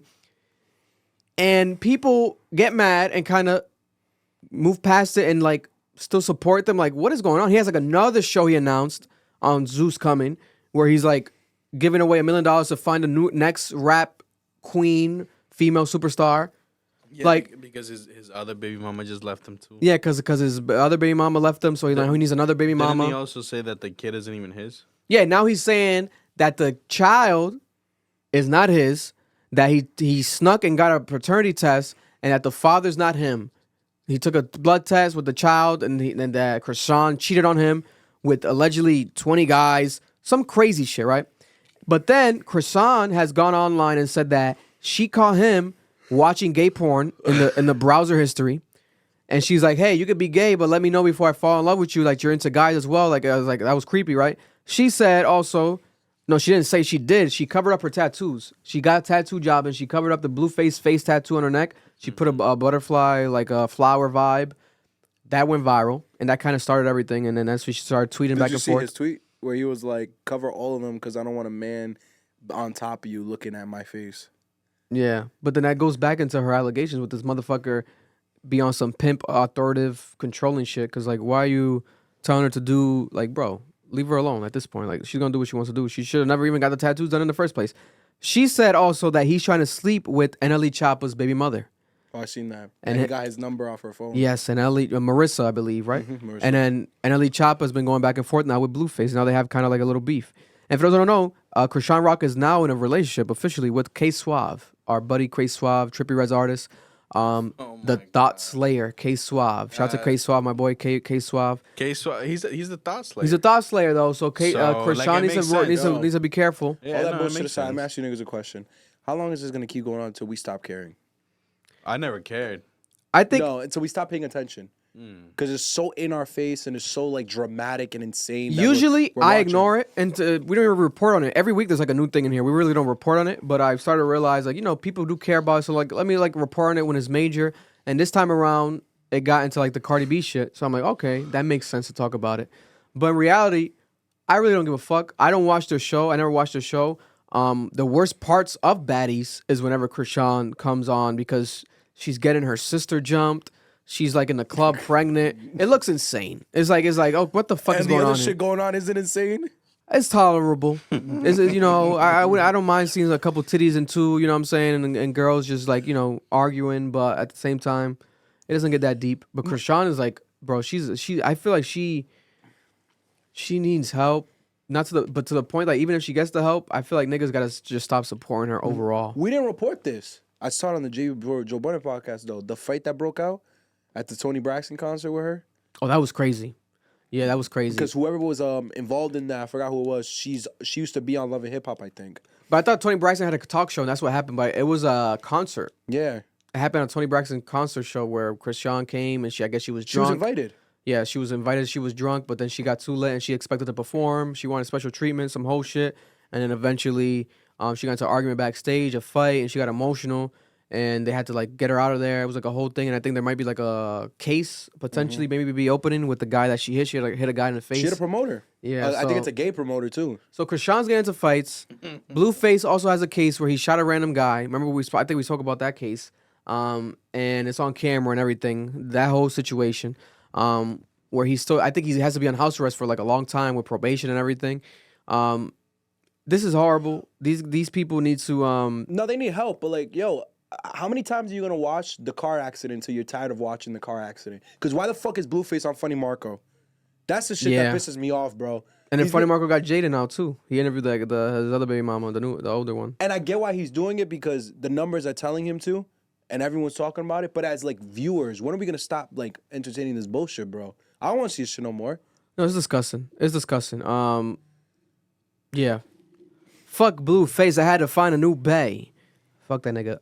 But moving on, Rick Ross and 50 Cent continue the feud. My bad. Continue the feud. Rick Ross. They're gonna cook you this week, bro. The feed is crazy. $2 million, bro. What are you talking about? The offer he gave. Oh, the offer. Yeah, I'm gonna talk about that. That's the newest update today. Fucking wild. Rick Ross and 50 Cent have had a beef for years. Forever. It got to the point that fucking Rick Ross, was it Rick Ross? So I think that the baby mothers got involved at some point as well. But I know that with Diddy it did, especially. But yeah, for those who don't know, it's been happening for a while. But this time around, I got more personal because Rick Ross was hanging out with Supreme, the Supreme team, the leader of the Supreme team's son. For those who don't know, Supreme was the man allegedly behind 50 Cent being shot 9 times in New York. And he's still in jail, by the way. Still in jail. So Rick Ross linked up with like family of the op, per se, for lack of better terms. And then 50 Cent has been posting, going at Rick Ross about his prior lyrics about I put Molly in her drink. She didn't even know it. Making fun of that, saying like, why are you doing that? And like, hey, are you Diddy? Are you on some Diddy do it shit? Are you on some freak off party shit? You put in drinks, blah, blah, blah. Because there was a clip that came out. I'll play a clip of it. Of Mark Curry, one of the people that used to be in Bad Boy, used to work for Diddy, saying that they used to do that in clubs. Have a bucket of drinks with liquor with pills, a bucket of drinks with liquor with no pills. Hey, guys, that's for the girls. Creepy shit. And Rick Ross also is offering $2 million to buy Tony Yayo and the G-Unit, the G-Unit catalog masters off of 50 Cent. Be for real. Is he going too far? Is he going too far? What do you guys think was going on? It was play some clips. Let's see it right here. $2 million, bro. For the G-Unit, yo, Rick. Lloyd Banks, G-Unit, fucking Tony Yayo. I forgot who else. Nigga, The Game, and Eminem is off some of them songs. Bro, some of them songs are still pulling like 1 million fucking views a year. What are we talking about, bro? Here we have Supreme McGriff's son. You the only one in Miami with that, baby. You know A Supreme Dream, Supreme jacket. Big money, you already know what it is. Too good to be true. It's too good to be true. You know the Supreme vibes. team. One time for all the real Queens niggas. Nigga, y'all gonna live forever. Nigga, your name's gonna live forever. Like Supreme the brand? No. I think this shirt, this jacket might be a custom Supreme jacket that just put Supreme Team, but they existed before the Supreme brand existed. It was called the Supreme Team Dream, the Supreme Dream Team. Irv Gotti. It was like a bunch of people back then that was like, that's where the Irv Gotti 50 Cent beef also comes from. Because it was like a legendary street guy, Supreme McGriff, had his gang in New York, and they would sell drugs. They would do a lot of shit, and they were known legendary. Similar to like the BMF story, Big Meech out of Detroit. Yeah, right? So like similar type of, I think the 50s beefs were gang beefs, because it's beef for Ja Rule. Ja Rule was a huge gang banger in Queens. Yeah. I think it was. Yeah, bro, it's all gang beef with 50. Allegedly. So that shit with a lot of confidence and all. Allegedly. So that shit more confidence. Allegedly. More confidence than the way I said my shit. But also we have another post right here that 50 Cent did that I was talking about, where this motherfucker might be 50 Cent might be the super villain of hip hop, the ultimate super villain in hip hop. But at the same time, a superhero, because one can say, hey, this guy's actually doing good. We go to the club, we used to have these bottles, right? And on this bottle, they be regular Moet bottles. On them bottles right there, they've been to have something to make the girls be real slippery and all of this kind of stuff. Which is also disgusting for this motherfucker to just say this like it happened. Casually. Like, nigga, if Diddy goes to jail, throw your ass in jail with him, motherfucker. You're an accomplice. You just admitted to a crime. Yep, should have never even spoken about this. Touch them bottles right there and only drink them bottles right there. Put Molly all in her champagne. She ain't even know it. I took her home and I enjoyed that. She ain't even know it. Which is a rape line. You remember that line? Wait a minute. What is that video, bro? With the video? Oh, was it him doing it? No, he didn't drop nothing. It was him with Diddy doing it. Oh, he's in a club with Diddy. Oh, no. I didn't even notice that that's what the video was about. Yo, this nigga 50 Cent's Yeah, a villain. 50 Cent's crazy, bro. 50 Cent's different, bro. And then we have Rick Ross's recent rebuttal as of today, recording date. We keep you updated over here on Club Ambition. We have Rick Ross offering $2 million for the G-Unit Masters, including the album Beg for Mercy specifically. It's the biggest boss, Ricky Rose, and I got a business offer for the diabolical genius. I read yesterday Because Charlamagne the God on Breakfast Club called him a diabolical genius, 50 Cent. that Young Buck's catalog is worth $725K for the entire catalog. Cool. I can only assume that Lloyd Banks is worth about the same. That's not true. That's fucked up. That's not true.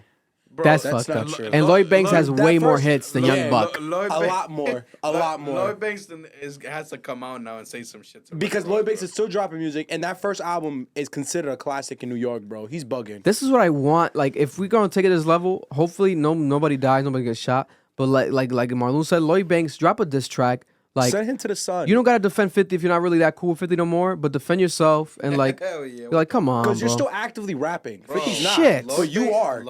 Lloyd Banks is so good. Lloyd Banks is one of my. You heard that recent album? That nigga was bugging. I haven't heard that one yet. That nigga was bugging, bro. I And heard. the one with his kid too is another good one. Whether him and the So kid I is just say, covered. thank you. So I say, let's make it and to keep it simple. Throw Tony Yayo in there. I give you 1.5. Yo, what type of number? What type of math is this? Tony Yayo 1.5? That doesn't even add up. And let's say for the, I don't need the entire G Unit catalog. Because you can't afford it. I'm sorry. Let's keep it simple. I'll give you another He just want Beg for Mercy, the album. masters of that. So that's $2 million. I'm making a business offer to the diabolical genius. That's $2 million. Boss. I love Ross, but My he's doing a lot of corny God. shit, bro. That's corny. You know you yourself can't afford those masters. He can't afford G Unit's entire masters. No, of course not. He's not even gonna want to buy them. I think it's just like, Because respectfully, your posse cuts with your group, and I loved Maybach. They didn't hit the numbers that some of them G Unit songs hit. When 50 was there, with Game and M, I think they had like 1 billion views just on YouTube. What are we talking about, bro? Nah, niggas get beef and just get disrespectful, and you're disrespecting the culture you grew up off. You gotta stop, bro. Yeah, I have 50 Cent winning this so far. Comment down below, how do you guys have it? What's the score? I got 50 Cent winning it. Rick Ross, I love Rick Ross to death. One of Me my too. favorite rappers of all time. Without a doubt. But he's been coming Same. off a bit corny, like Noel was saying, in certain instances. The Supreme thing's corny. The Supreme shit was too far. Like, that's the guy that literally That almost almost killed you. like tried to kill 50 Cent. No, it wasn't That's him. well, That not is him the directly. son. Yeah. The son, yeah. But But the you know, Supreme, the intention behind it. yeah. Bro. Even a post of like Supreme would be enough, like supporting the Dream Team, the Supreme Team. But then linking up with the son while the guy's in jail is insane. Not even Irv Gotti hangs out with the son. Like, nobody hangs out with the son. Bro, if 50 Cent was still on some killing shit and he shot at Ross, I'd be like, good. I'd agree. Damn, calm down, nigga. No. Listen, I'm not an advocate Not of good though. I'm not an advocate of violence unless it's This necessary. nigga's crazy. Yo, nigga, 9 times! You could be like, it's justified. It's justified. But You that's shot, good. Nigga, you shot me 9 times. I want another Rick Ross album, nigga. Nah, bro. Yo, we gotta be real, bro. Rick, bro, I'll catch you at Wingstop. I hear it. Yo, Like, yo, Noel's gonna wake up tomorrow morning. Someone's knocking on the door. It's gonna be a woman. Maybach music and a boom, shot. boom, Bah! boom. I believe it. Oh my god. Because here's my thing. When this nigga 50 goes to the same juvenile detention center this motherfucker worked at, or criminal detention center, Man. and starts interviewing niggas because he's a petty ass nigga, what then? No, it's true. They're gonna start calling you a cop. And They gotta take it easy. They gotta take it Because easy. you know he's gonna take it farther than this. Oh, 100%, 100%. East Providence, by the way, is trending, guys, because of the I guess it's gridlock right now. The traffic's gridlock. People are stuck there for hours. It's trending all over Twitter right now. You That's might as well crazy. walk home, buddies. That's crazy. Shout out to East Providence people in traffic, not me. We're over Park here your chilling. car right there. Speaking of Diddy, also, Mase went on a rant freestyle during one of his sermons. For those who don't know, Mase still does pastor work at certain churches, certain events, and he did a freestyle here talking about Diddy. Listen to this. Go to church on Sunday, I'm the illest of all. Don't ever put mates with other bad boys who had hardships. You know, I get it jumping like a mosh pit, nigga. I'm the first level, dirt level. I could never work level. Niggas mad I made it to the I would never work level. Since Cain killed Abel, I'm able to kill Cain. And love don't steal, my nigga, change your name. Come on. That's hard. Is he rapping and giving a sermon? Bro, it's crazy. It's the waviest pastor of all time. Bro, this is the waviest pastor of all time. He said, "Love don't kill, my nigga. Change your name." Oh my god! I gotta ask you niggas a question. The Mase and Diddy beef clearly has been about the masters. Is it deeper than that? Do you think Mase saw what was going on and was like, "Fuck this dude"? I don't think Mase was around him that much to that point. I think Because there's tears in these record labels. I don't think know what Diddy got Mase into saw. that kind of post Mase. You think so? I think so because I feel like Mase would have said some shit by now, bro. Bro, Mase don't give a fuck. Mase was there when Biggie died. The Biggie shit, yes, but he's spoken kind of alluding to that. I think even during this freestyle, does at one point. But I'm talking about the rape allegations. You think he became a freaky nigga after he came up? Yes, I think so. Especially the specific thing with Cassie. The Cassie relationship was after Mase. But the 16-year-old that made that, the 17-year-old, yeah. Nigga, that shit was like the 2000s. Mase was still in the puff. Yeah, but like that one specifically, Mase wasn't like in that studio session or nothing. That could have been happening behind Mace's back. You know what I'm saying? Yeah. Easily. The way I look at it is like, I remember when Kanye was making beats for Rockefeller, he was low tier in the system. Yeah. So he was never around. Like they had that nigga just running around making beats for him. I'm thinking maybe Mase is like that, but Mase seems to really know Puff. I feel like Mase would have said something by now. That's my thing. I don't know where Mase maybe he ranks will. in their hierarchical Maybe he's system. working on it. Because they talking about themselves running trains on girls on the show, him and Cam. So like I'm surprised, you know. But he's gonna do it something. If it happened around him or if he knows about it, he's gonna say it. No, Watch. because the beef sounds personal. Especially because his religion, the way he works, like Mase is gonna let that shit out. No integrity in your name, and I'm haunted by the ghost of St. James, Champagne King, match my rolling plate James. And I say, thank God I ain't changed. And if niggas never found the killer, why is niggas living it? See what I'm saying? The killer, he's talking. I see it, yeah. He's talking about the Biggie shit, in my opinion. Why the broke niggas gotta bring the vision in? Niggas be selling their soul to go to a brunch. Niggas might end up sweet, drinking that punch. I suffer. He's drinking that punch. Jim Jones, the mass murderer, the punch, that punch with the evil punch when niggas killed themselves.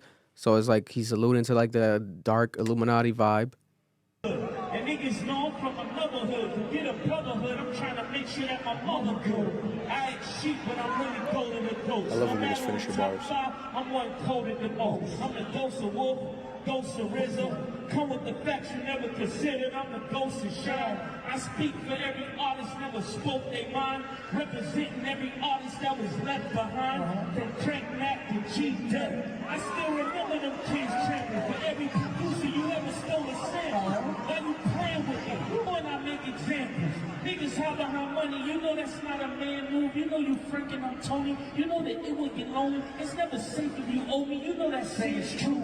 You had a chance to do right now. I understand you. You can't stop a nigga came from wicked Kangaroo. Mama came and gave him daughters for what he did. The Kim Porter made a day. Nigga, are you listening to this?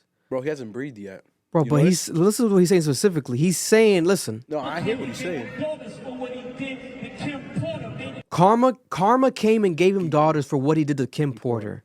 Kim Porter, his former relationship, one of his baby mothers that passed away. That people claim that he killed. People claim that Diddy got her killed because it was like a mysterious killing or like death that was investigated, Maybe not she drowned or investigated. some shit. There's a lot of investigation around it still, speculation from people even close to the camp. They're saying that Diddy was behind it. Diddy, for those who don't remember, even at the time after the death, took a long time, took his time. Even though obviously devil's advocate, he's probably was grieving because it was a major death, but he took his while to speak about it publicly, etc. But Mase is alluding to Diddy's connection to Kim Porter. Damn.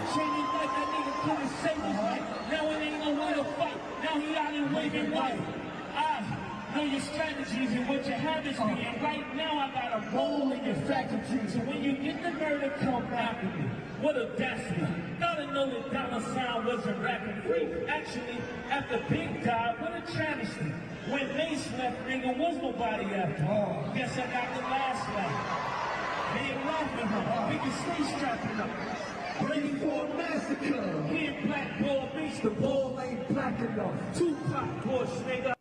Hold on, bro. That's a hold on. bar. He Can't said blackball something Mase, but it ain't black enough. You notice how he said After Biggie died? it was a travesty. When I left, no one was after me. Is he trying to allude that Biggie died because he was trying to leave Puff? Could have been. There was rumors at the time. Suge was trying to sign. Suge was trying to sign everyone. So there was always rumors of Suge trying to do some business with Biggie. Other people as well. So it could have easily been that. You know, Diddy was like, hey, if I kill you, allegedly, I'll keep your masters. So Damn, I wish niggas did abandon that snitch code for like a day. for like a day. For like a day, You're crazy. bro. Nigga, you know how much will come out, bro? I feel like these niggas know so much. Bro. Moving on. Over the weekend, Fortnite has been going crazy. Did you play during this time? I still haven't played it. I know they're gonna repeat the So story. double confirm for me. But I do know that. So for those who don't know, Fortnite was the whole thing the festival basically. Like What are you talking was like the racing, the Rocket League racing, the new chapter, and then the Lego. Or is it just because it's a new chapter that everything falls under that? Like the festival separate from the Lego. What's the festival? So there was this. You see the festival the weekend? Yeah, it was a whole festival. I know that the weekend was at it. But So it's I called don't the Fortnite Festival now. That's what they call it, literally. I don't know. Because Yeah. before they never called it. When Travis Scott performed, it was just Travis Scott performing. But this Yeah. time around, the weekend performed, it's The called thing- Fortnite so Festival. They added a lot of music to it. That's why. I Mm. think There's the promo different run different too. tracks, They do this all the time, bro. When they drop seasons, they do like these type of promo run type things. bro. And But this is a new season, though. yes. And then everything happened after the new it. season. Yeah, after Because the season prior drop. season was Fortnite do OG. nostalgia. OG. Oh, okay, so it makes sense. Yeah, nostalgia. They changed. They moved. They took out the OG shit. Yeah, it's not there no more. Oh, Yeah. they're bringing it back next year. They said it's coming back in 2024 though. Yeah. Because they know it was successful. Yeah, Every time they bring it said back, that. people are going to They're like Oh, it. this They makes said sense. That's why they did that. Yeah, Because yeah. everyone only played because of the nostalgia. Yeah, so now Fortnite, for those who don't know, right now Fortnite is breaking records for the amount of people using Fortnite. I'm going to look up the stats. I had it right here. It's mainly because of the new game modes though. Yeah. Fortnite is becoming a fucking game, bro, that will end up most likely just taking like serious amounts of fucking players from other games. Yeah. It's Minecraft.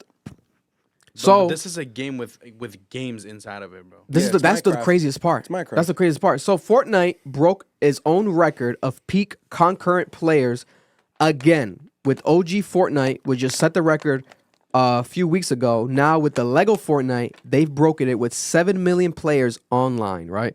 And for those who don't know, Fortnite has now the Fortnite Festival, which they had music from a lot of major artists to be played on it. They're like licensing it now, Yep. but they had The Weeknd perform I saw that. on there virtually, which was amazingly successful. And they've implemented Lego Fortnite, which is now competing with Minecraft, because on Lego Fortnite, you could do like Minecraft type level shit, and they still haven't fully updated it yet. And the vice president of Epic Games behind Fortnite confirmed that this is now going to be permanent. They're going to have Lego Fortnite permanently. They're going to have the Fortnite Festival always happening. And they're going to have the Rocket League Racing, which is going to compete with all these racing games. It's going to compete with Rocket League itself. It's going to compete with You know fucking what Mario reminds me of? Kart. Everything. Roblox. Huh? This is Roblox. Yeah. All the little mini games in the game is Roblox. Incredible. Incredible. This new chapter, this new season set it up for them to do all of this. Because this new season is supposedly like just a bunch of multiverses connecting. So these are quote unquote different universes. That makes So sense. The Lego Yeah, world, makes sense. the Rocket League. And you could play Guitar Hero style games. So As now they're well. competing with Guitar Hero. It's crazy. Yeah. They're gonna get hit with a lawsuit at one point. And they got some dope ass skins. They got the Family Guy, the Peter Griffin skin, which they keep going like deeper and deeper. Like they're trying to get every level of like, this is for kids, but this is actually adults can play this still and have fun. If you grew up with this game, you can still enjoy it. They're making they probably, this is like has to be like a multi-billion-dollar No, without a doubt. like empire. Like Despite this the is lawsuit, crazy. They still probably have a crazy amount of money. The Lego joint's fire. I'm gonna tell you this. I think they blow everyone out the water, and I think they're planning for this. Is when they start to create community created servers, the same way Roblox, the same way Minecraft has it. Because once you do that, and niggas is making their own servers. It's you over. can. No. I don't mean creation mode though. I mean a server where you could create the rules of the game. Because in Roblox, you could literally create an NFL game, Yeah. and then you play as NFL players. There was leaked that they're introducing a basketball. Like a basketball. Oh man, that was gonna be crazy, bro. In Fortnite. Oh man. There goes NBA. What's that? God shit bless. Oh no, nigga! I promise you, I'm playing NBA 2K till the day I die. Shout out to Fortnite, man. I love that they've been doing that. That shit made me geek up. I'm like, yo, they really on an unstoppable roll right now. God bless them. Speaking of numbers, Shohei Ohtani, right? Oh, Did I pronounce it right? Yep. Shohei? Yeah, bro. Shohei Ohtani. Let's talk about it. Shout out to all the MLB fans. Edwin, I know you're probably watching. Shohei Ohtani, Japanese baseball player. So Shohei Ohtani, Yep. arguably is going to go down in history as one of the most legendary baseball players ever. One of the most legendary athletes of all time because you have a phenomenal hitter, and you have a phenomenal pitcher, a 2-in-1 player, right? Now, there was rumored that he was going to maybe sign the first ever $1 billion contract, right? He signed damn near that. He did not leave California, LA. He went from Anaheim Angels. Now he's on the Dodgers. He signed a $700 million contract.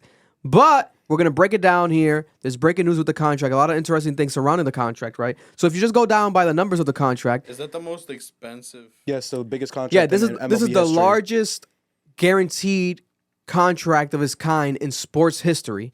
And it's the largest MLB contract to ever exist. I think Mike Trout had like the second most, I think, maybe?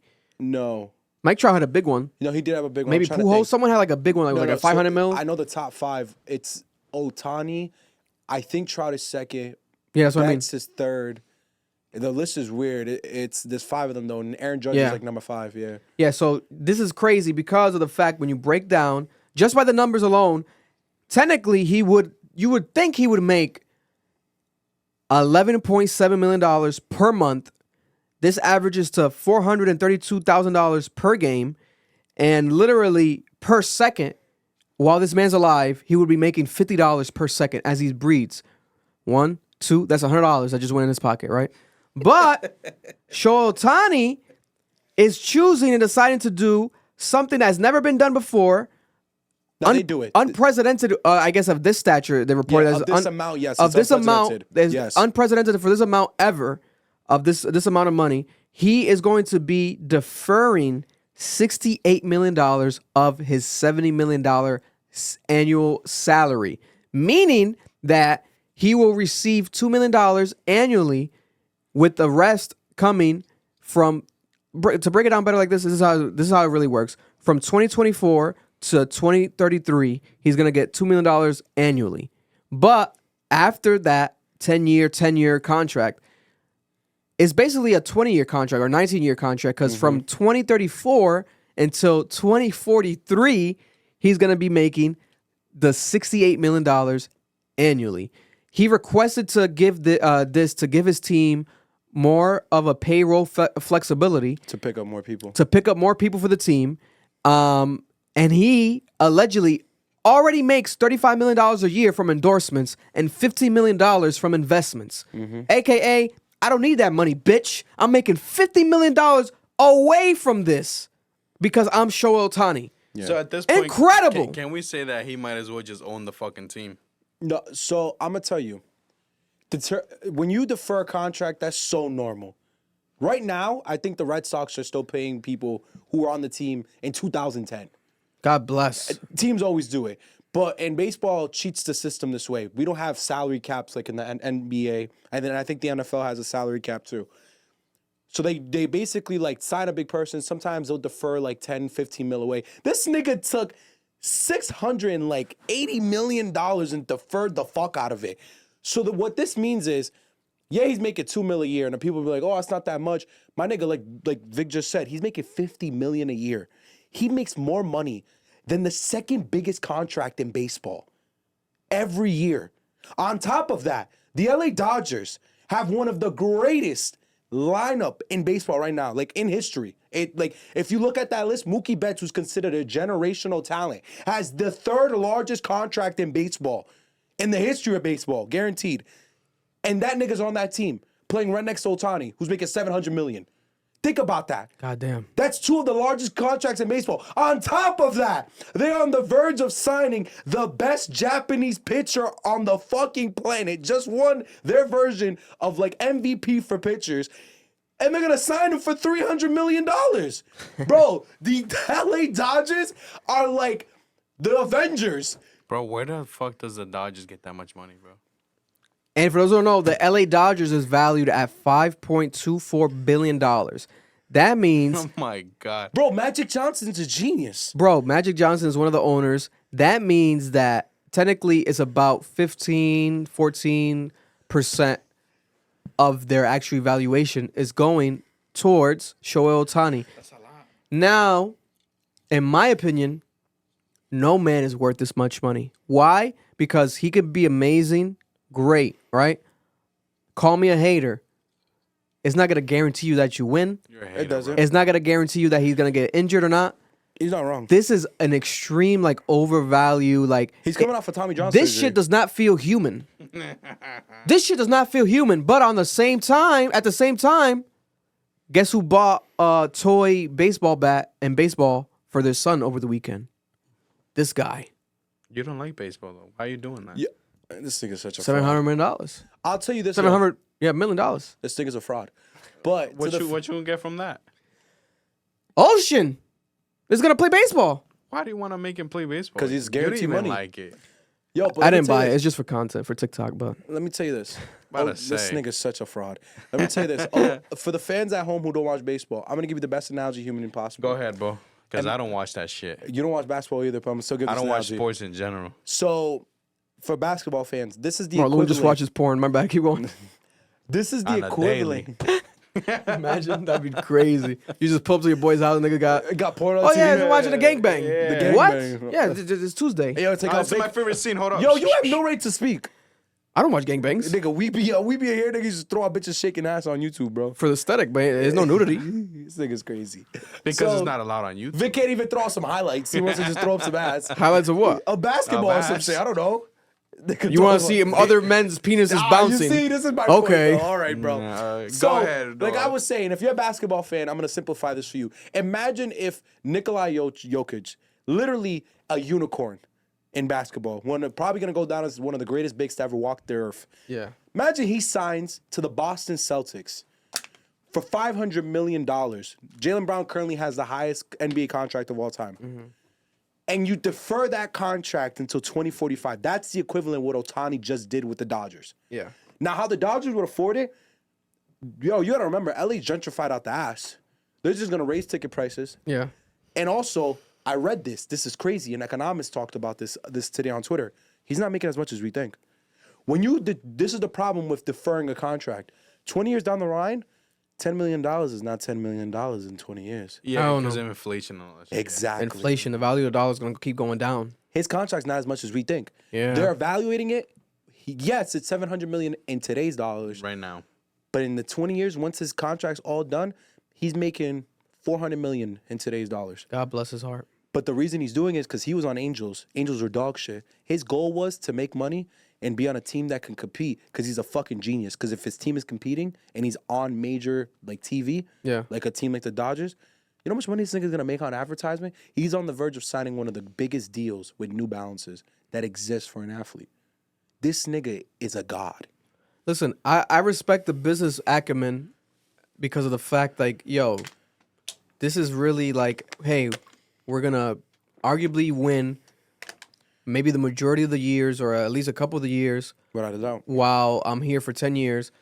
You already got Mookie Betts there. Yep. You already got good players on the team, and you're getting more. Hey, I don't need all that money. I'm not money hungry. I am valuable. I'm valued this much. You know, everyone's saying he was underpaid. Now, technically, in my opinion, I think he's overpaid. But with the deferring, it makes kind of sense. Like, okay, God bless his heart. At the same time, you do have to pay taxes. And you're paying LA taxes. Yeah, and we're gonna talk about that later with the Lakers who won the in-season tournament as well. But let's talk about that now. Actually, I'll jump ahead. For in the same realm of sports, the Lakers won the in-season tournament, the first ever NBA in-season tournament. This is something that has been made by the commissioner of David Stern. No, That's the old one. David Stern's the old one. Yeah, it's what's this nigga's name? I hate him so much. He looks like an alien. God bless his heart. I'll get you right now. You hate? I like I like Stern more because Stern was mafioso as hell. Yeah, but wasn't Stern like? He was crazy. Yeah. Like you couldn't do nothing under David Stern's rule. He was crazy as fuck. What's this guy's name? It's doing too much. Why does it say who's the executive director? They said Andre Iguodala. No, Hey Siri, who's the commissioner of the NBA? Adam Silver. There we Adam Silver. It's a similar name. Adam Silver blinked. came up with this idea, and it's been effective. A lot of the courts have been customized. It's brought more viewership to the NBA during the time where the NBA is viewed the least. November, December. Because of the NFL. People are watching the NFL. People are not watching the NBA. So the in-season tournament doesn't affect the regular season. It just is a potential way to motivate the players, put money in their pockets, and we're going to break down the money right now. For those who don't know, they're also going to hang up an official banner now. The LA Lakers are going to hang up an official in-season banner, the first ever in-season banner. The Lakers won it, the first team to ever win it, and they celebrated it with a trophy, champagne. You would have thought it was the NBA Finals, the way the celebrations looked. Some people were mad, and some people are also jealous because, hey, the Lakers won the championship during the bubble, first ever of its kind, and now the Lakers won the in-season championship, first of its kind. So people are like, butthurt. Oh my God, the Lakers, blah, blah, blah, the Lakers, it doesn't count. Fuck you. I'm a Lakers fan. LeBron is the GOAT. I'm a Celtics fan. Fuck them niggas. It's gonna happen. It's gonna, LeBron's gonna always be around greatness. I don't and give great a shit. fuck at all. Fuck both teams. Breaking down the number, the NBA put $10,875,000 cash prize in a pool for the winners of the in-season tournament, right? They got this amount of money. There's 14 Lakers players along with the head coach that were rewarded $500,000 with a total of $7.5 million. There's 3 two-way players that were awarded $250,000 each for a total of $750,000. Lastly, each of the 7 assistant coaches received $375,000 each for a total of $2.6 million.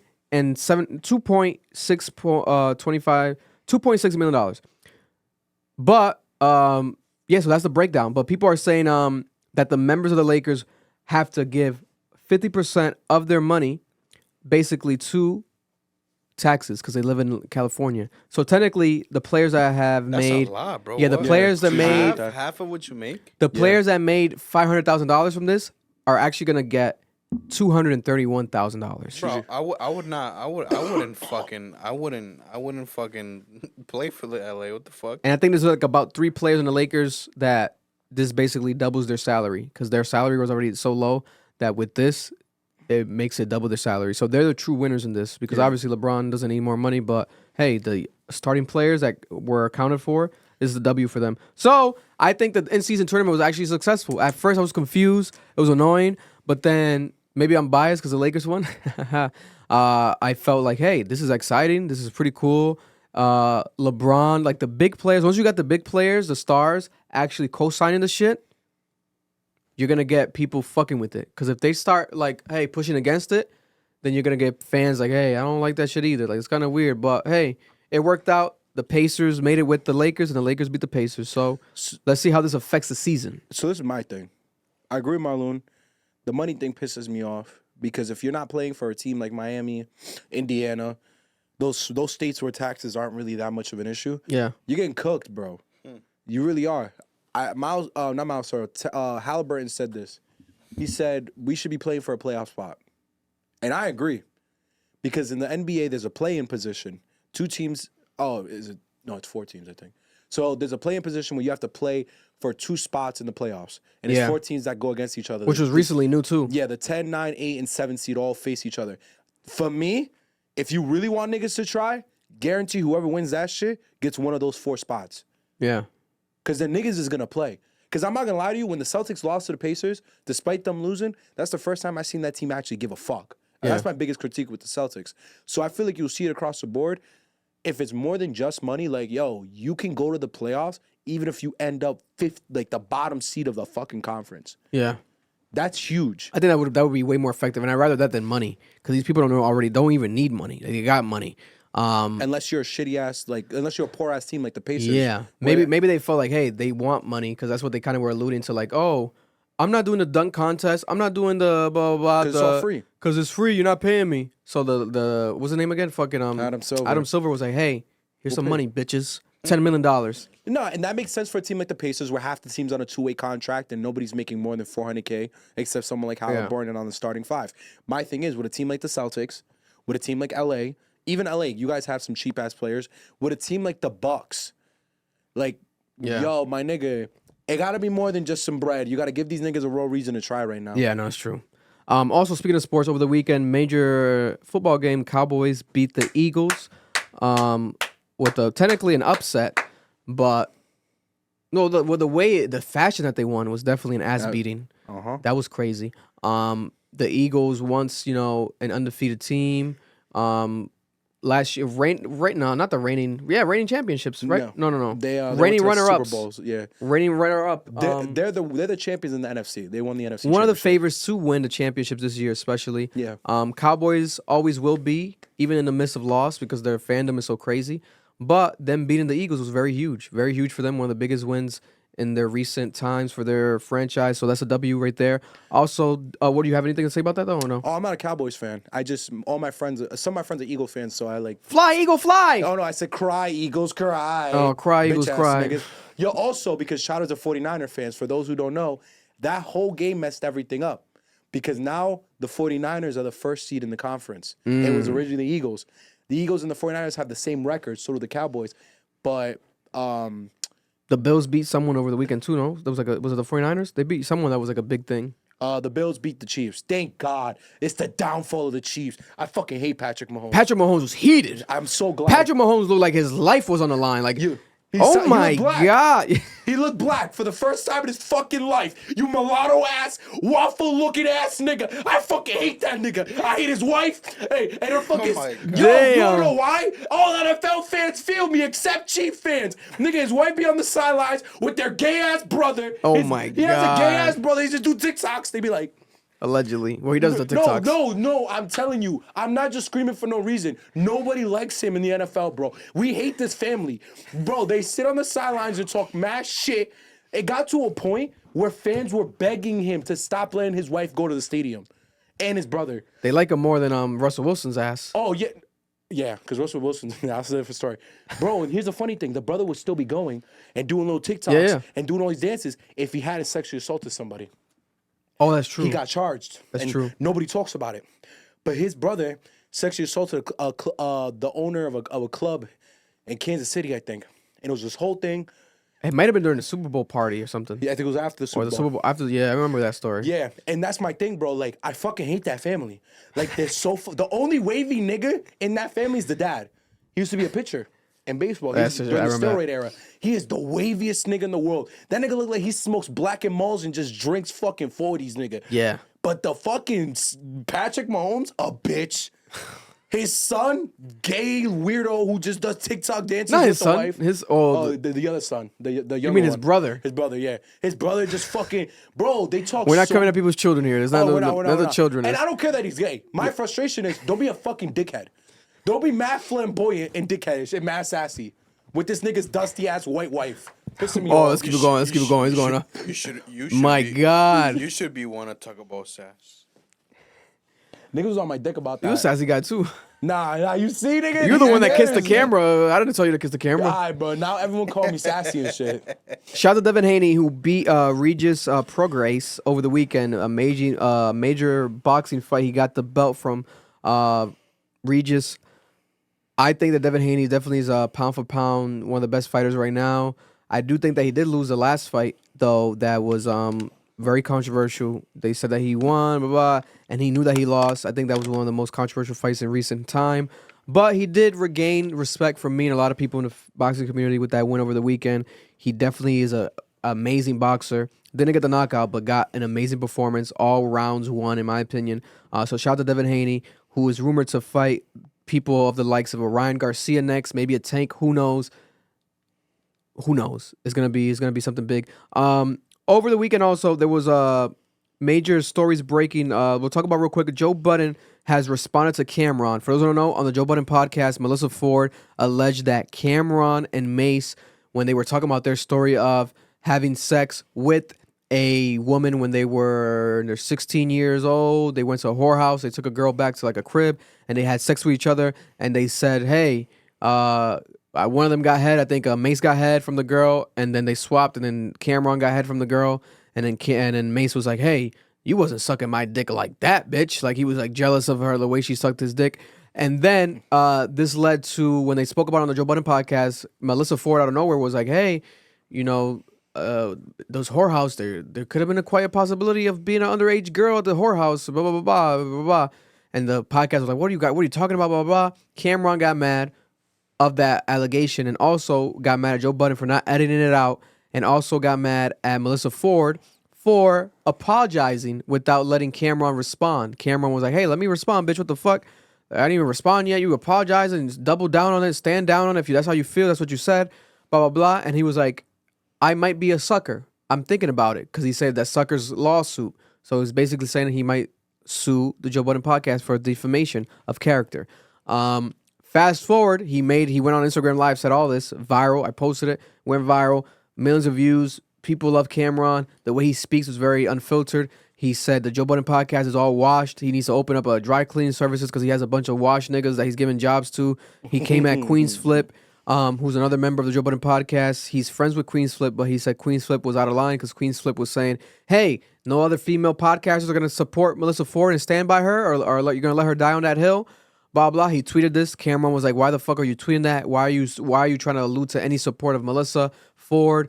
Like, you were supposed to be my boy. You wore my clothes. You did skits with me. Blah, blah. I took you under my wing. Blah, blah. You being fake, right? Queen's Flip kind of came back and did a response in black and white, very dramatic, like a poem. That shit was crazy. Basically kind of being double-sided with it. It was a bit weird. But I'm a fan of Queen's Flip. Shout out to Queen's Flip. But then fast forward, Joe Budden has come out and said, hey, Cameron, you don't have enough money to sue me. Your pockets ain't deep enough. You're a goof. You're goofy. Corny. And also, he said that he stands by Melissa Ford. He supports Melissa Ford. Corny. And he stands by her, etc. He never denounced what she said. He never said that what she said was out of line. He did in the moment, in a sense. He wasn't supporting it in the moment.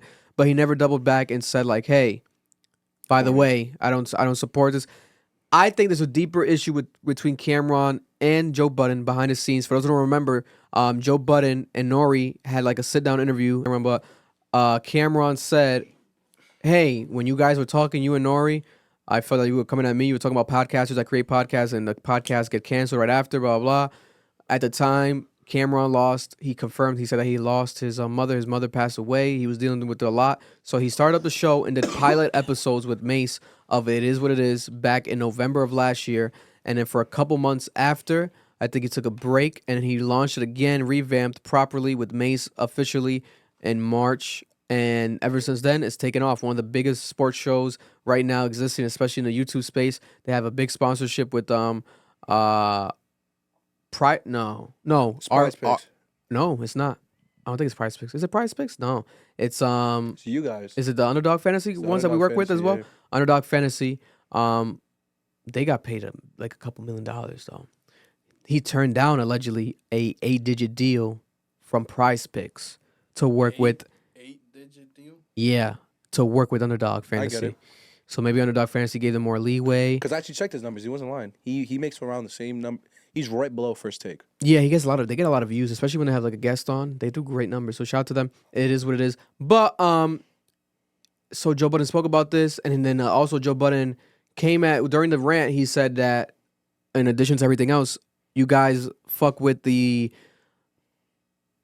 not prostitutes, what they called escorts. You guys be liking the post of these cheap escorts, some shit like that. Blah blah blah. Basically, and I see the comments basically saying that Cameron be under escorts Instagram pages. Very like personal subliminal shit. Who said that? Joe Budden? Joe Budden. So then I told you, bro, he's a chimosa, bro. Nah, he likes he's that corny, shit. bro. and That's then Yeah, I'm telling Cameron you, I don't run my mouth for no reason, bro. I'm telling you, bro. I know what I'm talking about. and then Cameron posted this right here.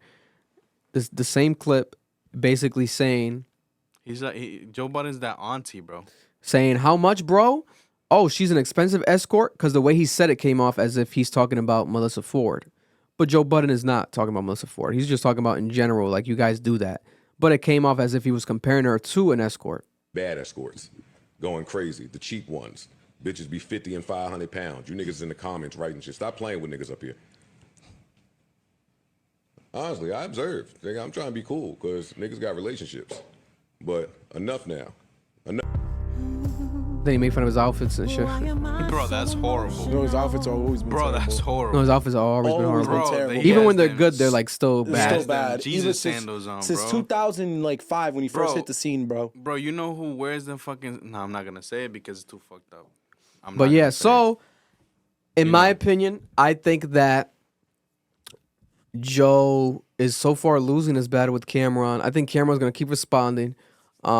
It sucks though because I think that they could make some dope content together. Me too. And it sucks because like they can't even talk about each other's platforms. Like Joe doesn't even really talk about It Is What It Is much, especially to the level that they should, because It Is What It Is always going viral. They always have dope moments and dope clips and dope like segments and shit that happens around their show. And it's two different podcasts. You have two different topic matters. You can talk about. Yeah. You can promote each other without creating a conflict of interest. Exactly, you know. But Cameron is gonna be Cameron. You know, he's the man that has a legendary clip in a movie that he produced where he spits on a little girl's face. That shit was beautiful. So if Cameron's spitting on little girls' faces in movies, you think this motherfucker gives a fuck about what you're saying on a podcast? Killer Cam. He's Killer Cam for a reason. Yo, but here's my thing, Vic. You wouldn't spit in a. All right, relax, bro. I know. I don't even want to hear the rest of that statement, bro. Go, Because you're gonna have more to edit. So, bro, Vic, let's be for real here. Because you watched Joe Budden as long as I have, bro. If anyone in their right mind went on a fucking podcast, a large podcast, and alluded that Joe Budden was beating women, or has beaten women, or has done some form of domestic violence, he's gonna have a fucking field day about it on his. Hell yeah. And he's gonna be like, you can't make them type of accusations. This is how It's people's careers hypocrisy. get- It's hypocrisy. And it's already happened to him. Niggas have hypocrisy. directly said he's done this shit, and he's made a scene about it. So you mad that Cam is upset that you're alluding to this idea that he's a fucking pedophile? Come on, bro. Niggas gotta stop, bro. Joe Budden's such a hypocrite sometimes. He knows, like, and he edits a lot of shit out. Joe Budden should have edited that out. I'm surprised that he didn't, because I never thought about it from that angle, and so Cameron brought it up. But I did watch on Patreon when they spoke about it. Melissa Ford, Joe was like, "You said to keep it in. You wanted to keep it in. I asked you to edit it out. Blah blah." But I'm like, Joe, make the executive decision. Fuck what she thinks and just edit it out. He always edits shit out without like asking the crew members. So why this one time you want to ask her and like, oh, should I leave it in? Bro, you know that is wild. Just edit it out. But like Cameron alluded to, hey, maybe they're just doing this for content. They're just doing this for clicks. They know that they kept it in for that reason. But Cameron's not going to sue them also. It's not going to happen. How can Cameron sue them for talking about incidents when he was a 16-year-old in a whorehouse? Yeah. He's already doing something illegal himself. So it's like, he knows, but it's good to talk about it. Like, oh, blah, blah, blah, you know, but he can't sue him because it's going to be canceled out by the double negative because he spoke about it on his show when he was doing that, going to a whorehouse. So like he could have easily said, I was just capping, I'm joking on my show. Now you can't say that. Yeah. Because like the defamation, like you're putting it out there, people are going to talk about it the way they're going to talk about it. And also, technically, Melissa Ford wasn't wrong. She was wrong like about like the idea and to bring it up, but she wasn't wrong in a sense of like, that does happen at whorehouses, and also there wasn't alluding. and also he was underage at the whorehouse. He was an underage female or a client, whatever, or what's it called? Customer. Not a customer. He's the customer, client. but the she's a prostitute. service prostitute. Escort, bro. Yeah. Here's my thing. And this is where I get a little frustrated. I agree with you. This is all antics. My thing with Joe is when you start going about your antics in a very disrespectful way. Because, Cam was being disrespectful towards your cast. Yeah. And saying you niggas is washed. Queen Flips is a fraud. Like, you a fake nigga. And then just coming at Melissa, basically calling her an escort. Yeah, when yeah, they said yeah. the $2,000 bar. Yeah. And how she was sucking dick for $2,000 in the bathroom. Here's my thing. You know, Joe, he never dissed you. Ice-T's dick. Yeah. Yo, That's Ice-T, if bro. this is where Joe's a hypocrite. That's Ice-T. That's Ice-T. Joe. What? That's Ice-T. I'm not gonna suck his dick. No. What? Nobody What are you was saying? saying He's gonna that, suck bro. his dick, bro. What are you saying though? He's saying it's just That's like, but it's Ice-T. Ice-T, bro. It's Ice-T, Nigga, bro. that's- What's that's I like wrong with ice. that? I like drinking iced tea. So, yo, this is where Joe pisses me off. No bullshit. Fucking kid, bro. Yo, when Academics and Joe and them were, when Academics was beefing with Rory and Mal, he refused to speak on it. He Oh, wanted yeah. them to acknowledge it. Yeah. So Cam comes on his live, cooks your entire cast, and your immediate response is for you to call this nigga broke, basically. Like, Goofy. Goofy, and say all these weird. You're making weird comments, personal comments. It's horrible rebuttal. It's not sufficient enough. And it's like, yo, why don't you have that same energy with that cast? Why don't Yeah. you tell them, yo, get off your ass and go respond to them if it made you feel some type of way? Why are you doing it? Because when Academics was tearing these niggas up, he was mad quiet about it. Oh, that's not my problem. That's why I think you're right. There is beef there. It's more personal. And Cam, Joe should be honest about that. And especially, I feel like Joe Budden. I love what he does. This is to move on from the topic, last thing. But when he speaks about like when we spoke about the Drake stuff, I feel like it's personal there as well. Of course. Because why are you reading Drake's DMs on the show? It's certain things that Joe typically he's strategic about and doesn't do, but then he's been doing it lately in his rebuttals and has been coming off like, fuck, bro, this is not what I've known you for. Like you in the Diddy shit. So it comes off as unhinged crackhead Joe. he's been on some shit. He's been on some shit to end the year. He's been on some dumb shit. But Love and hip hop Joe. Yeah. He's, I'm sorry to say it this way, but he's a female. He's acting like a female. I love him though. That's my guy. Yeah, I love him too. Sadly. Joe Budden stands over suck a here. dick, bro. I love him. I love him. Pump it up. I love them. One of the best rappers of all time, Marlon. Put some respect on his name. Calm the fuck down, bro. You ever heard them Slaughterhouse songs? We'll play him right now. I'll play every single one of them. I'll play every of those unmixed mixtapes he dropped. But moving on for what a lot of you are probably here for, Kanye West update. Official Kanye West update. Kanye West album update. For those who don't know, Kanye West and Ty Dolla Sign are dropping their album this Friday. It's no longer called the Yen sign. They corrected us. That What is was it? Yen, the Japanese sign. The Japanese dollar sign and the dollar sign, the money sign, USD sign is going to be called Vultures, just like the single that he dropped with Bump J, Ty Dolla Sign, and Lil Durk. And there's rumors of features. He played this. He's in Miami Art Basel right now, and he played snippeted music from Playboi Carti, Future, and unreleased Young Thug music. Them shits was hard. Confirmed on this, right? Also, tonight, as of today, well, the time that we're recording, he has a rave party in Miami tonight, listening party, premiering the music. And the cover art, I'm going to show it right now, but the cover art is inspired by the artist Caspar David Frederick from 1835, a piece of art called Landscape with Graves. Let me see that shit. This is I'm gonna put it right now on the screen. That way those viewers can watch it. Here it is right here. This is the cover art. He texted Playboi Carti this, and Playboi Carti posted this on his story.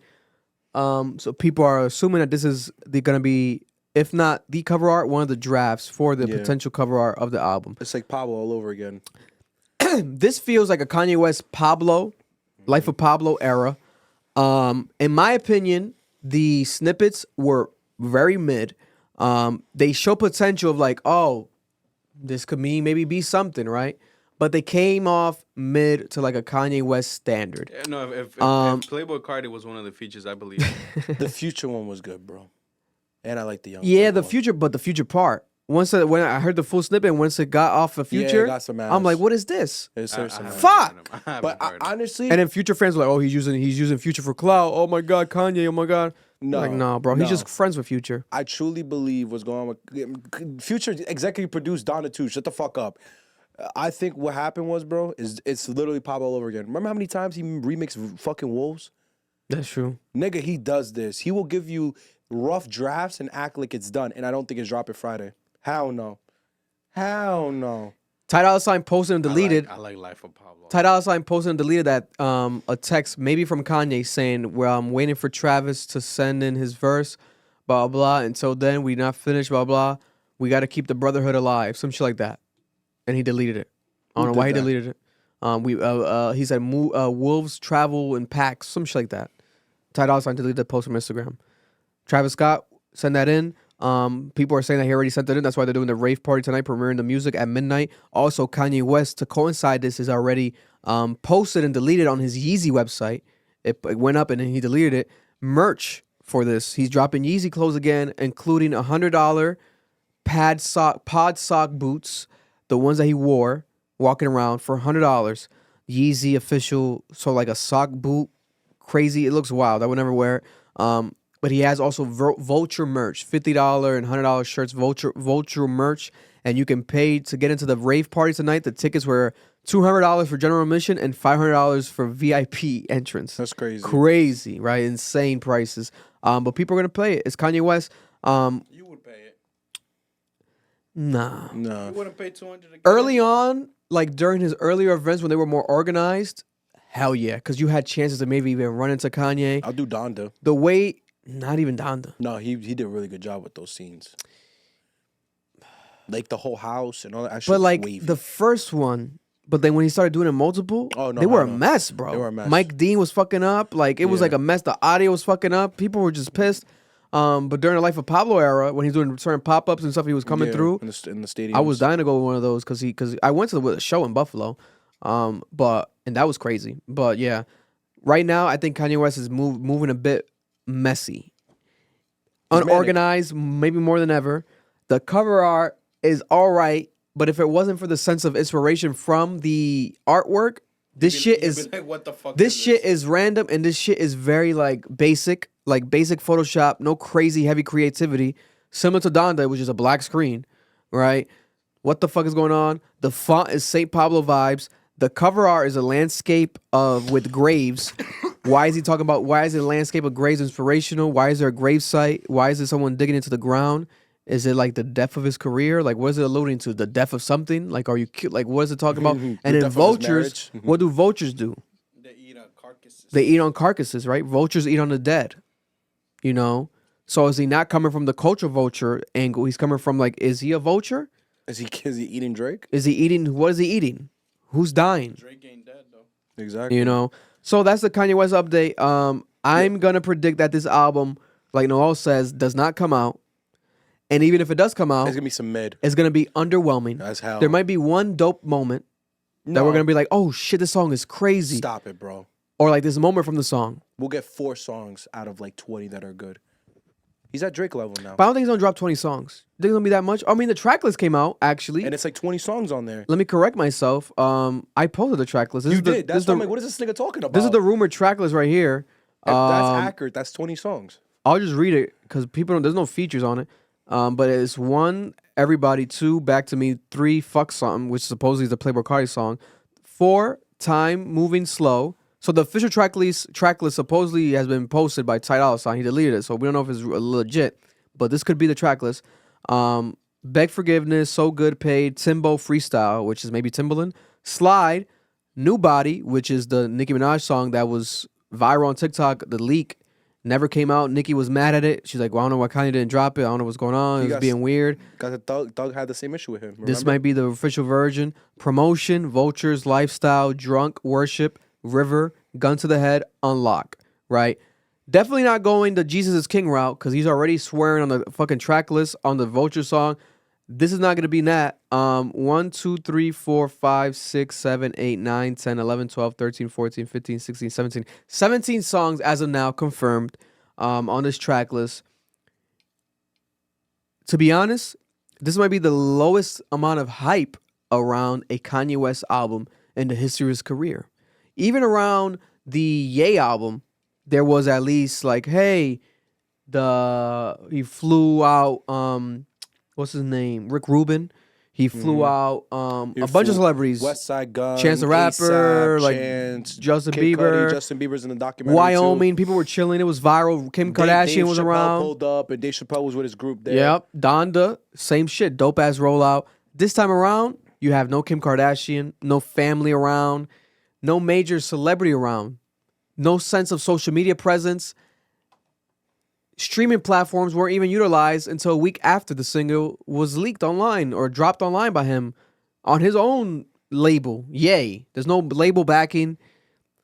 This is a mess. Now, is it a downfall of his music career, or should we never doubt Kanye West, the musical genius, and something is brewing? No. It's going to be worth it. We're going to be No. surprised and shocked. I truly believe because of you fucking jackasses on the internet feeding in. Nah, because they really feed into his. The Ye stands. And yeah, you feed into this shit. And I'm a Kanye fan. I promise you, at least 70% of you watching, I've been a Kanye fan longer than you because I'm older than you. I've been a fan since 2005. And his dick's bigger than all you. Yeah. Maybe. It's not that big. But my point is this. That's a good man right there. Yeah, I'll be honest about it. It's not the biggest thing in the world. Shohei Ohtani here. Yeah, so listen. Wait, what? This is my thing. I truly believe what's happening right now is that Kanye's mental illness has reached its peak.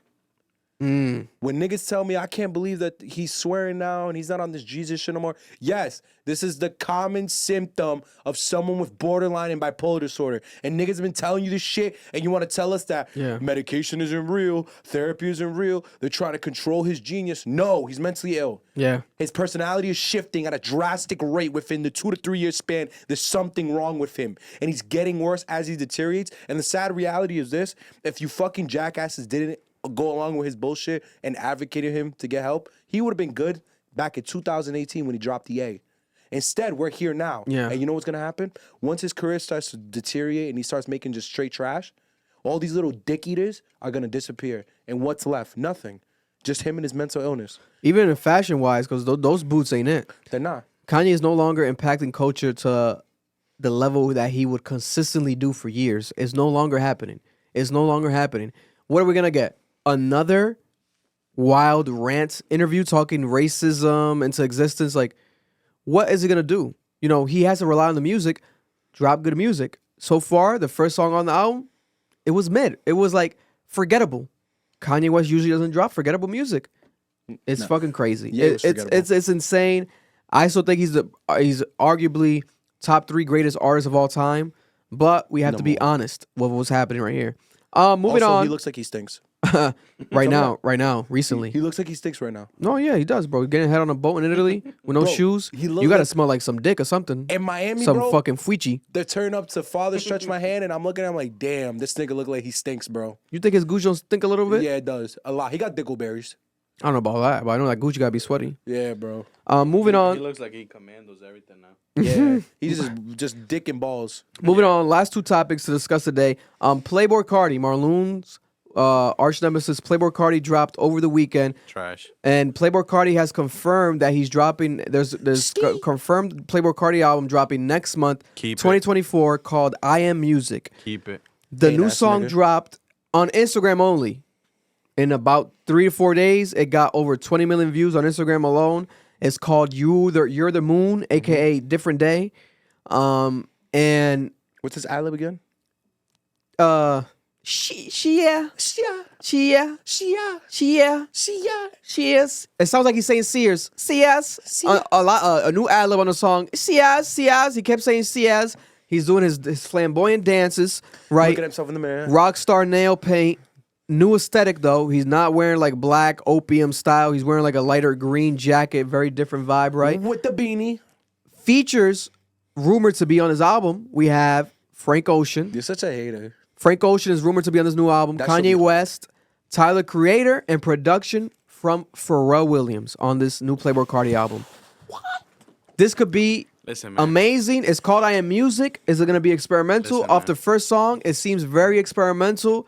Some people are calling it trash. Because they don't know music. You can tell me. His laugh is crazy. Yo, this nigga's evil. Yo, the way he laughed was crazy. I did that shit on purpose. I Oh wanna see his my reaction. God. Bro, I wanna see That his laugh reaction. was You diabolical. can tell me Jesus Christ is on that shit. I ain't gonna Yo, listen the way to he it. laughed was He crazy. kind of sound like him. It's like a kid on Christmas. Bro, he kind of sound like one of Playboy's athletes when he goes high pitch. Oh my God. I got the skate. Yellow bug. What you about to say though? Oh, I thought you were about to say something, No, no? I just said that you could tell me Jesus Christ is on it and I won't listen to it. Yeah. Nigga. We gotta get you. We gotta have Marlon in the album reaction. It's gonna be classic. Nah, we have to. You know what I'm saying?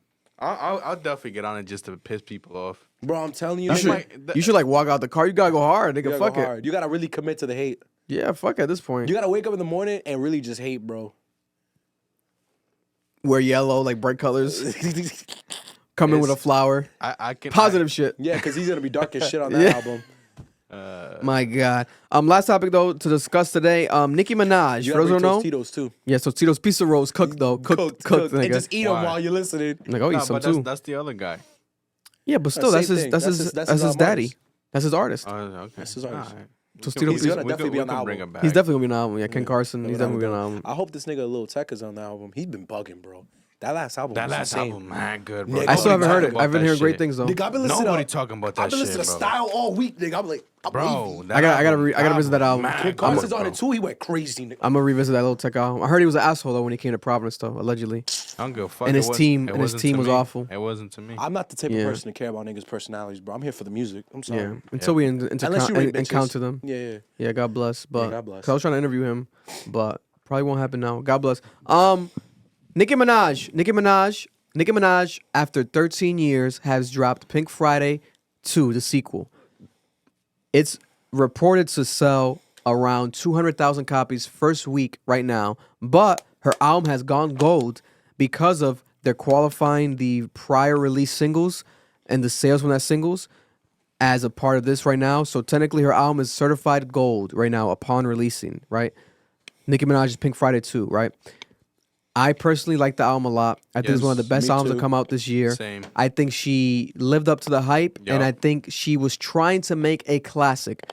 Do I think it's a classic? Not necessarily at all, but time will tell. Her fans are saying that gives classic vibes. I think she tried to make a good project, full album with a bit of everything, and actually give you introspective moments and not go towards the sexy red route, the Cardi B, the Meg Thee Stallion route. She's going way more into like the, hey, I can compete with a Drake, Jay-Z. Like, this is why I'm one of the greatest type of routes.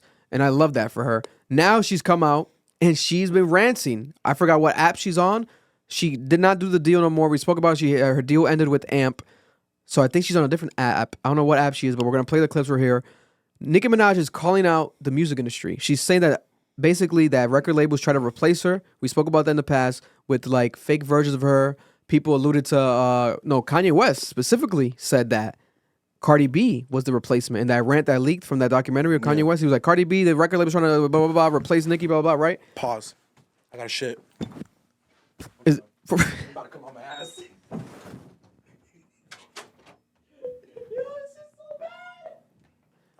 So Nicki Minaj has called out record labels for the replacement idea. Like, oh, you're trying to replace me? Hey, you're going to struggle now because of this album. You know, they're trying to copy me this whole time. Look at the way I'm rapping. These girls are not rapping like me. My fans are calling this album a classic. Very like cocky, but rightfully so. You know, this album's pretty good. But is she overdoing it? Let's listen to the actual rants. I'm like, Les Miserables. Put the speaker up a bit. No. And what the fans fell in love with was that girl. That girl. Mixtape Nicki. So thank you, dummy. Because that's the girl they can't fucking recreate. You see the raw talent? When I met Stack Bundle, and he said, oh, sure, you rap. And I rapped immediately.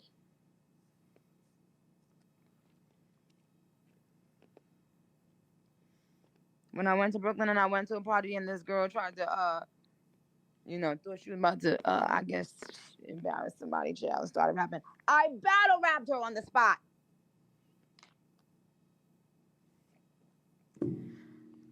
But because y'all have diminished rap. What app is this? You guys can tell by looking at it? No. I've never heard of it.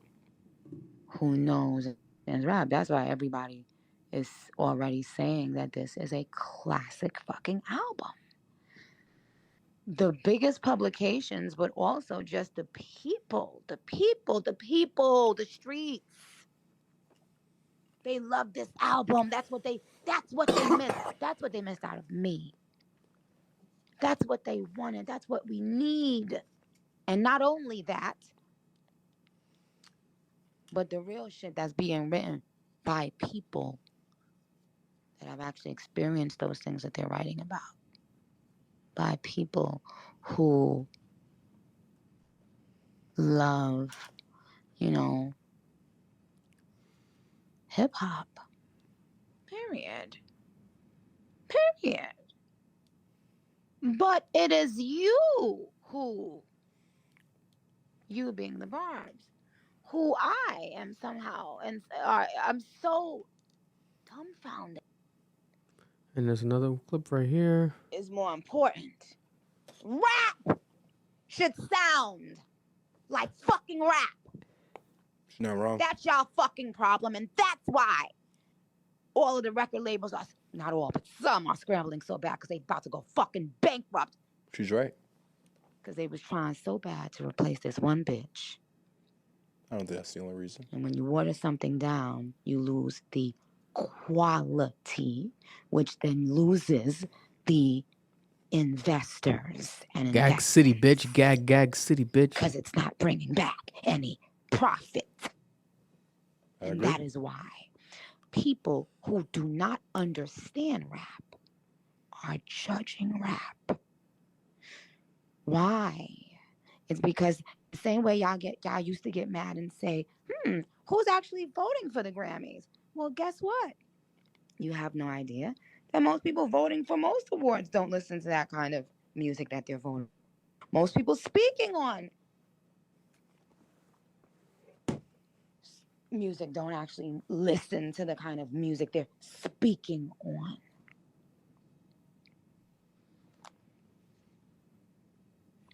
And sweetheart, that is the best fucking compliment I've gotten in years. If any fucking thing I do made you feel like my motherfucking mixtape, then bitch, not only do I got the best pussy in the world, then I got the best brain in the world too.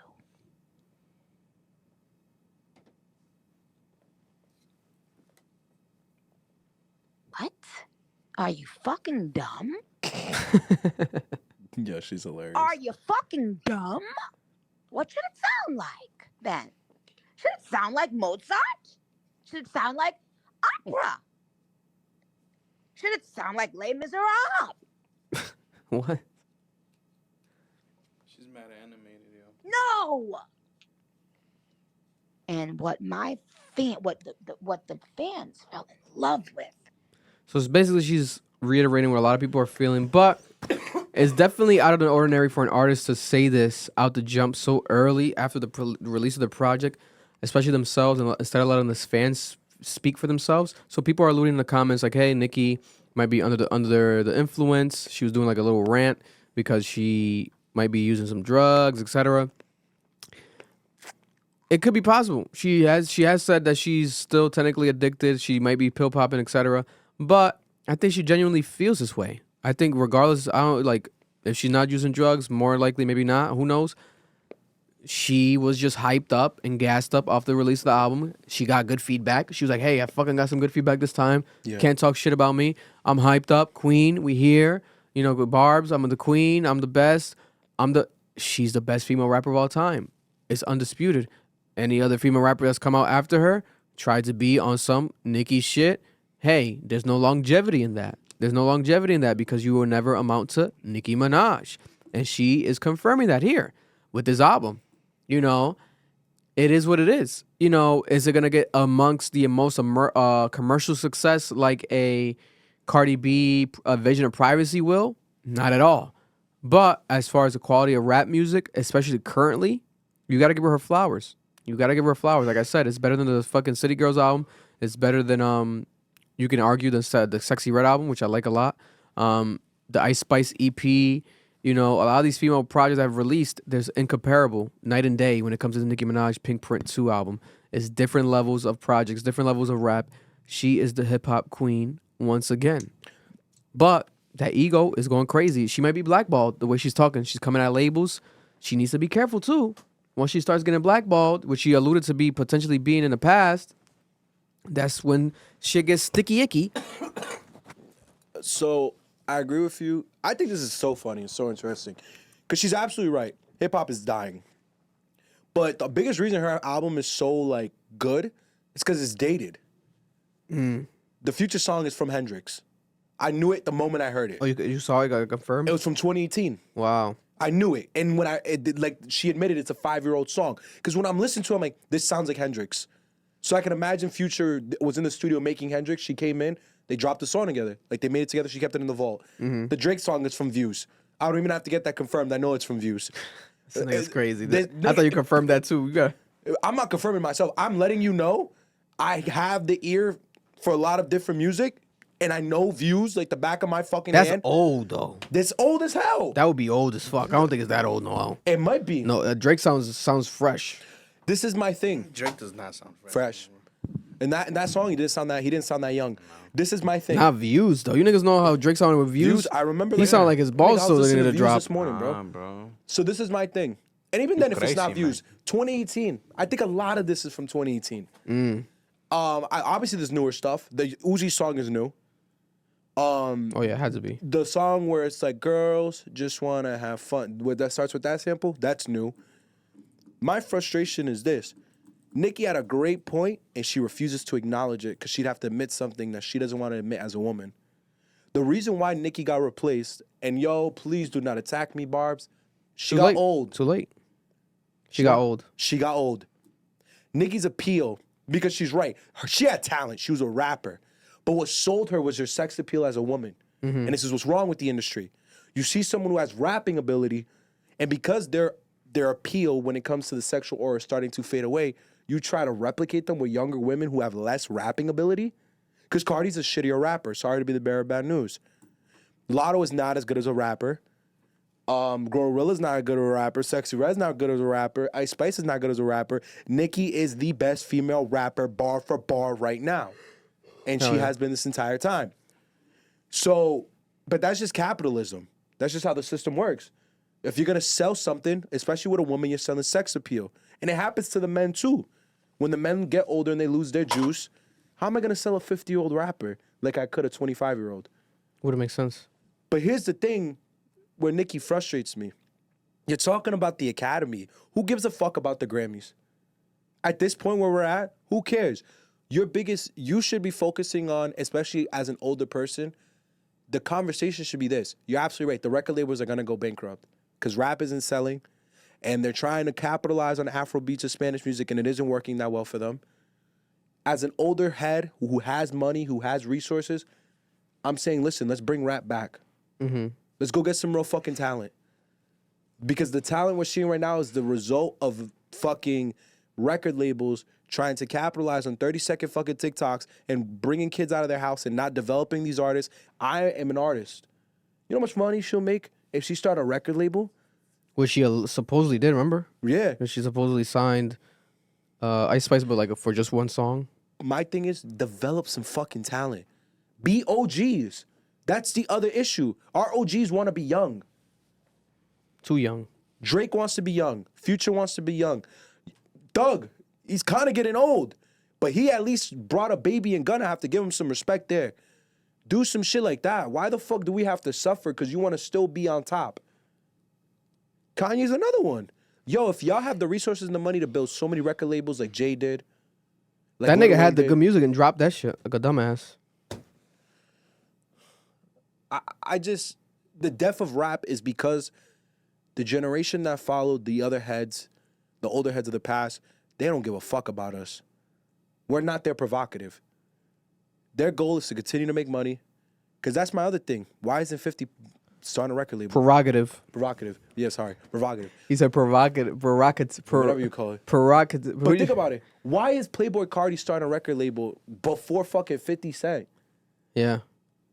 And already successful as fuck. Why is he starting it before? And Drake has a label, but he doesn't give a fuck about his artists. He doesn't do proper artist development. The only one really trying is J. Cole. Yeah. Bro, this is sad, bro. And successfully too. Because Dreamville's, at least if you want to talk Ari Lennox, but Jid, they definitely have a lot of other people that haven't made the rounds, but I think Boss is dropping maybe this month. And like there's like 2 new J. Cole songs in there. There's just no torch being patched properly. Yeah. I mean, it's hard. It's fucking J. Cole. Jid, you can kind of try because he's really good, but... Oh, I fuck with him heavy. But... And I think J. Cole's trying. I don't think it's like a stardom level with Jid. Like to reach a J. Cole level, I don't see it with Jid, bro. But you don't see a lot of these other artists doing that shit. And Kendrick only has his fucking nephew. Besides that, come on, bro. You niggas are pissing me off now. Yeah, Nicki.